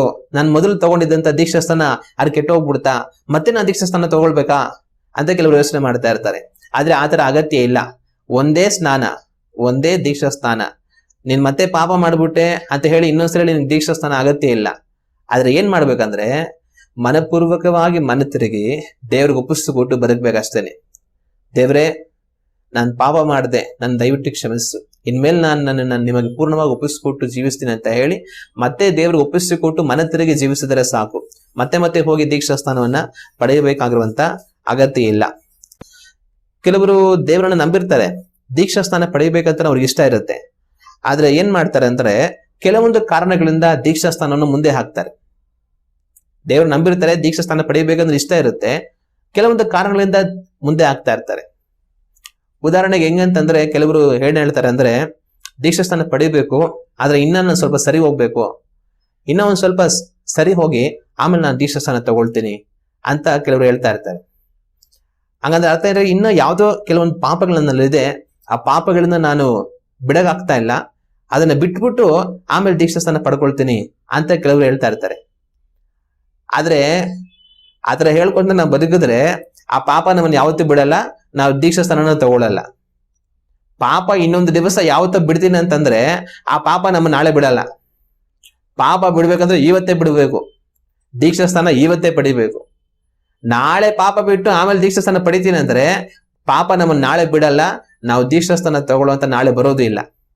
ಕಡೆಗೆ ಏನಾಗುತ್ತೆ ಅಂದ್ರೆ ನಾವು ಸತ್ತು ನರಕಕ್ಕೆ ಹೋಗ್ತೀವಿ ಹೊರತು ದೇವರಾಜ್ಯಕ್ಕೆ ಹೋಗೋದಿಲ್ಲ. ಅದರಿಂದ ಯಾವುದೋ ಒಂದು ಪಾಪದಿಂದ ಇನ್ನೂ ನನ್ನ ಮನೆ ತಿರುಗಿಲ್ಲ ಅಂತ ಹೇಳ್ಬಿಟ್ಟು ದೀಕ್ಷಾಸ್ಥಾನವನ್ನ ಮುಂದಕ್ಕೆ ಹಾಕಿ ಆ ಪಾಪದಲ್ಲೇ ಮುಂದುವರಿಯೋದಕ್ಕಿಂತ ಆ ಪಾಪವನ್ನ ಇವತ್ತೇ ಸಾಯಿಸಿ ಅದನ್ನ ತೊಲಗಿಸಿ ದೇವರಿಗೆ ಒಪ್ಪಿಸಿಕೊಟ್ಟು ದೀಕ್ಷಾಸ್ಥಾನವನ್ನು ಪಡೆದು ಜೀವಿಸೋದಕ್ಕೆ ತೀರ್ಮಾನ ಮಾಡಬೇಕಾಗಿರೋದು ತುಂಬಾ ಮುಖ್ಯ. ಉದಾಹರಣೆಗೆ ನಮಗ್ ಬೆಂಕಿ ಅಂಟ್ಕೊಂಡ್ಬಿಟ್ಟಿದೆ ಅಂತ ಅನ್ಕೊಳ್ಳಿ, ಮೈಯೆಲ್ಲ ಬೆಂಕಿ ಅಂಟ್ಕೊಂಡ್ಬಿಟ್ಟಿದೆ, ಬಟ್ಟೆ ಎಲ್ಲ ಬೆಂಕಿ ಅಂಟ್ಕೊಂಡ್ಬಿಟ್ಟಿದೆ. ನಾವು ಸರಿ ಆಯ್ತು ಆರಿಸ್ಕೊಳ್ಳೋಣ, ನಿಧಾನಕ್ಕೆ ಆರಿಸ್ಕೊಳ್ಳೋಣ, ಇನ್ನ ಟೈಮ್ ಇದೆ ಅಂತ ಹೇಳಕ್ ಆಗುತ್ತಾ? ಬೆಂಕಿ ಹತ್ಕೊಂಡಿದ ತಕ್ಷಣ ಹಂಗೆ ನೀರ್ ತಗೊಂಡ್ ಉಯ್ದು ಎಲ್ಲ ಆರಿಸಿ ಅಂತ ನಾವು ಬೆಂಕಿ ಆರಿಸಕ್ ಪ್ರಯತ್ನ ಮಾಡ್ಬೇಕು. ಅದ್ ಬಿಟ್ರೆ ಮೈಯೆಲ್ಲ ಸುಟ್ಟಾಕ್ಬಿಡುತ್ತೆ, ವ್ಯಕ್ತಿನೇ ಸತ್ತೋಗ್ಬಿಡ್ತಾನೆ. ಆತರ ಪಾಪ ಅನ್ನೋದು ಬೆಂಕಿ ತರ, ಅದನ್ನ ನಮ್ಮಲ್ಲಿ ಸೇರಿಸ್ಕೊಂಡು ಇನ್ನು ನಾಳೆ ಬರಲಿ, ಇನ್ನೊಂದ್ ಸ್ವಲ್ಪ ದಿವಸ ಹೋಗ್ಲಿ, ಆಮೇಲೆ ದೀಕ್ಷಾಸ್ಥಾನ ತಗೊಳ್ತೀನಿ ಅಂತಂದ್ರೆ ಅಷ್ಟ್ರಲ್ಲಿ ಆ ಪಾಪ ನಮ್ಮನ್ನೇ ಸುಟ್ಟಾಕ್ಬಿಟ್ಟಿರುತ್ತೆ. ನಾವು ನರಕಕ್ಕೆ ಹೋಗ್ತೇವೆ ಹೊರತು ದೀಕ್ಷಾಸ್ಥಾನ ಮತ್ತೆ ಪಡೆಯೋದಿಲ್ಲ. ಆದ್ರೆ ಪಾಪದಲ್ಲಿ ನಾವು ಮುಂದುವರಿಯೋದಕ್ಕೋಸ್ಕರ ದೀಕ್ಷಾಸ್ಥಾನವನ್ನು ಮುಂದೆ ಹಾಕಬಾರದು. ಆದ್ರೆ ಇವತ್ತೇ ಪಾಪದಿಂದ ಮನೆ ತಿರುಗಿ ನನ್ನ ಪಾಪವನ್ನ ಇವತ್ತೇ ಬಿಟ್ಟು ನಾನು ದೇವ್ರಿಗೆ ಒಪ್ಪಿಸಿಕೊಟ್ಟು ದೀಕ್ಷಾಸ್ಥಾನ ಪಡೆದು ನಾನು ಜೀವಿಸಬೇಕು. ಆಗ ನನ್ನ ಆತ್ಮವನ್ನ ಕಾಪಾಡ್ಕೊಳ್ತೇನೆ, ಇಲ್ಲಾಂದ್ರೆ ನನ್ನ ಆತ್ಮವನ್ನ ನಷ್ಟಪಡಿಸ್ಕೊಳ್ಬಿಡ್ತೀನಿ. ನಾಳೆ ನರಕಕ್ಕೆ ಹೋಗಿ ಅಯ್ಯೋ ನನಗೆ ಅವಕಾಶ ಇದ್ದಾಗಲೇ ನನ್ನನ್ನು ಹಿಡಿದಂತ ಪಾಪದಿಂದ ನಾನು ಮನೆ ತಿರುಗಿ ದೇವ್ರಿಗೆ ಒಪ್ಪಿಸಿಕೊಟ್ಟು ದೀಕ್ಷಾಸ್ಥಾನ ಪಡೆದು ಜೀವಿಸಿದ್ರೆ ಎಷ್ಟೋ ಮೇಲಾಗಿತ್ತಲ್ಲ, ಅಷ್ಟರಲ್ಲಿ ನಾನು ಸತ್ತೋಗ್ಬಿಟ್ನಲ್ಲ, ಅಯ್ಯೋ ನಾನು ನರಕಕ್ಕೆ ಬಂದು ಇಲ್ಲಿ ಬೇಯ್ತಾ ಇದೀನಲ್ಲ ಅಂತ ಬಾಧೆ ಪಡ್ಬೇಕಾಗಿರೋ ಪರಿಸ್ಥಿತಿ ಬರುತ್ತೆ. ಇನ್ನು ಕೆಲವರು ಏನ್ ಮಾಡ್ತಾರೆ ಅಂತಂದ್ರೆ ಬೇರೆಯವ್ರಿಗೋಸ್ಕರ ದೀಕ್ಷಾಸ್ಥಾನವನ್ನು ಮುಂದೆ ಹಾಕ್ತಾರೆ. ನಮ್ಮ ಹೆಂಡತಿನೂ ದೇವ್ರು ನಂಬಲಿ, ನಾನು ಅವ್ರು ಒಟ್ಟಾಗಿ ದೀಕ್ಷಾಸ್ಥಾನ ತಗೊಂಡ್ಬಿಡ್ತೀವಿ. ನಮ್ ಗಂಡ ದೇವ್ರು ನಂಬಲಿ, ನಾನು ಅವ್ರು ಒಟ್ಟಾಗಿ ದೀಕ್ಷಾಸ್ಥಾನ ತಗೊಳ್ಬಿಡ್ತೀವಿ. ನನ್ನ ಮಕ್ಕಳು ದೇವ್ರು ನಂಬಲಿ, ನಾನು ಅವರೆಲ್ಲ ಒಟ್ಟಾಗಿ ದೀಕ್ಷಾಸ್ಥಾನ ತಗೊಳ್ಬಿಡ್ತೀವಿ. ಒಟ್ಟೊಟ್ಟಾಗಿ ಎಲ್ಲ ಪರಲೋಕಕ್ಕೆ ಹೋಗೋಣ ಇವ್ರು. ಆದ್ರೆ ಒಟ್ಟೊಟ್ಟಾಗಿ ಎಲ್ಲಾರು ಪರಲೋಕಕ್ಕೆ ಕರ್ಕೊಂಡು ಹೋಗಕ್ಕಾಗತ್ತಾ? ನಾವು ಒಬ್ಬರೇ ಪರಲೋಕಕ್ಕೆ ಹೋಗ್ಬೇಕು. ಅವ್ರ ಪರಲೋಕಕ್ಕೆ ಬರ್ಬೇಕಂದ್ರೆ ಅವ್ರೊಬ್ಬರೇ ಹೋಗ್ಬೇಕು. ಆದ್ರೆ ನಾನು ಅವ್ರನ್ನ ಕರ್ಕೊಂಡು ಪರಲೋಕಕ್ಕೆ ಹೋಗಕ್ ಆಗಲ್ಲ, ಅಥವಾ ಅವ್ರು ನನ್ನನ್ನು ಕರ್ಕೊಂಡು ಪರಲೋಕಕ್ಕೆ ಹೋಗಕ್ಕಾಗಲ್ಲ. ದೀಕ್ಷಾಸ್ಥಾನ ಪಡೆಯೋದು ಅವ್ರವ್ರ ಸ್ವಂತ ನಿರ್ಧಾರ. ಆಗ ನಾವೇನಾದ್ರೂ ಅವ್ರ ದೀಕ್ಷಾಸ್ಥಾನ ಪಡ್ಕೊಳ್ಬೇಕು, ಇವ್ರ ದೀಕ್ಷಾಸ್ಥಾನ ಪಡ್ಕೊಳ್ಬೇಕು, ಎಲ್ಲ ಸರಿ ಬಂದ್ಬಿಡೋಣ, ಎಲ್ಲ ಸರಿ ತಗೊಂಡ್ಬಿಡೋಣ ಅಂತ ಕಾಯ್ತಾ ಇದ್ರೆ ನಾಳೆ ನಾವೇ ಹೋಗ್ಬಿಟ್ಟಿರ್ತೀವಿ. ಅವಾಗ ಅದಕ್ಕೆ ಅರ್ಥ ಏನು ಅಂತಂದ್ರೆ, ನಾವು ದೇವರಿಗಿಂತ ಬೇರೆಯವ್ರನ್ನ ಹೆಚ್ಚಾಗಿ ಪ್ರೀತಿ ಮಾಡ್ತಾ ಇದೀವಿ ಅಂತ ಅರ್ಥ. ನಾನು ದೇವ್ರ ಪ್ರೀತಿ ಮಾಡೋನಾದ್ರೆ ನಾನು ಇವತ್ತೇ ದೇವ್ರಿಗೆ ಒಪ್ಪಿಸ್ಕೊಂಡು ದೀಕ್ಷಾಸ್ಥಾನ ಪಡ್ಕೊಳ್ತೀನಿ, ನಾಳೆ ಅವರು ದೀಕ್ಷಾಸ್ಥಾನ ತಗೊಳ್ತಾರೆ. ಅಲ್ಲೇಲೂಯ್ಯ. ಆದ್ರೆ ಅವರು ದೀಕ್ಷಾಸ್ಥಾನ ತಗೊಳ್ಳಿ, ಆಮೇಲೆ ಎಲ್ಲ ಒಟ್ಟಾಗಿ ನಾವು ದೇವ್ರ ಹತ್ರ ಬರ್ತೀವಿ ಅಂತಂದ್ರೆ ಅವರು ದೀಕ್ಷಾಸ್ಥಾನ ತಗೊಳ್ಳಲ್ಲ, ನಾನು ತಗೊಳ್ಳಲ್ಲ, ನಾವಿಬ್ರು ದೇವರಾಜ್ಯಕ್ಕೆ ಹೋಗಲ್ಲ. ಆದ್ರೆ ಆತರ ಆಗ್ಬಾರ್ದು. ಯಾರಿಗೋಸ್ಕರನೋ ದೀಕ್ಷಾಸ್ಥಾನ ತಗೊಳ್ಳೋದನ್ನ ನಾವು ಕಾಯಬಾರದು. ಇವತ್ತು ನಾವು ದೀಕ್ಷಾಸ್ಥಾನ ತಗೊಳ್ಬೇಕು.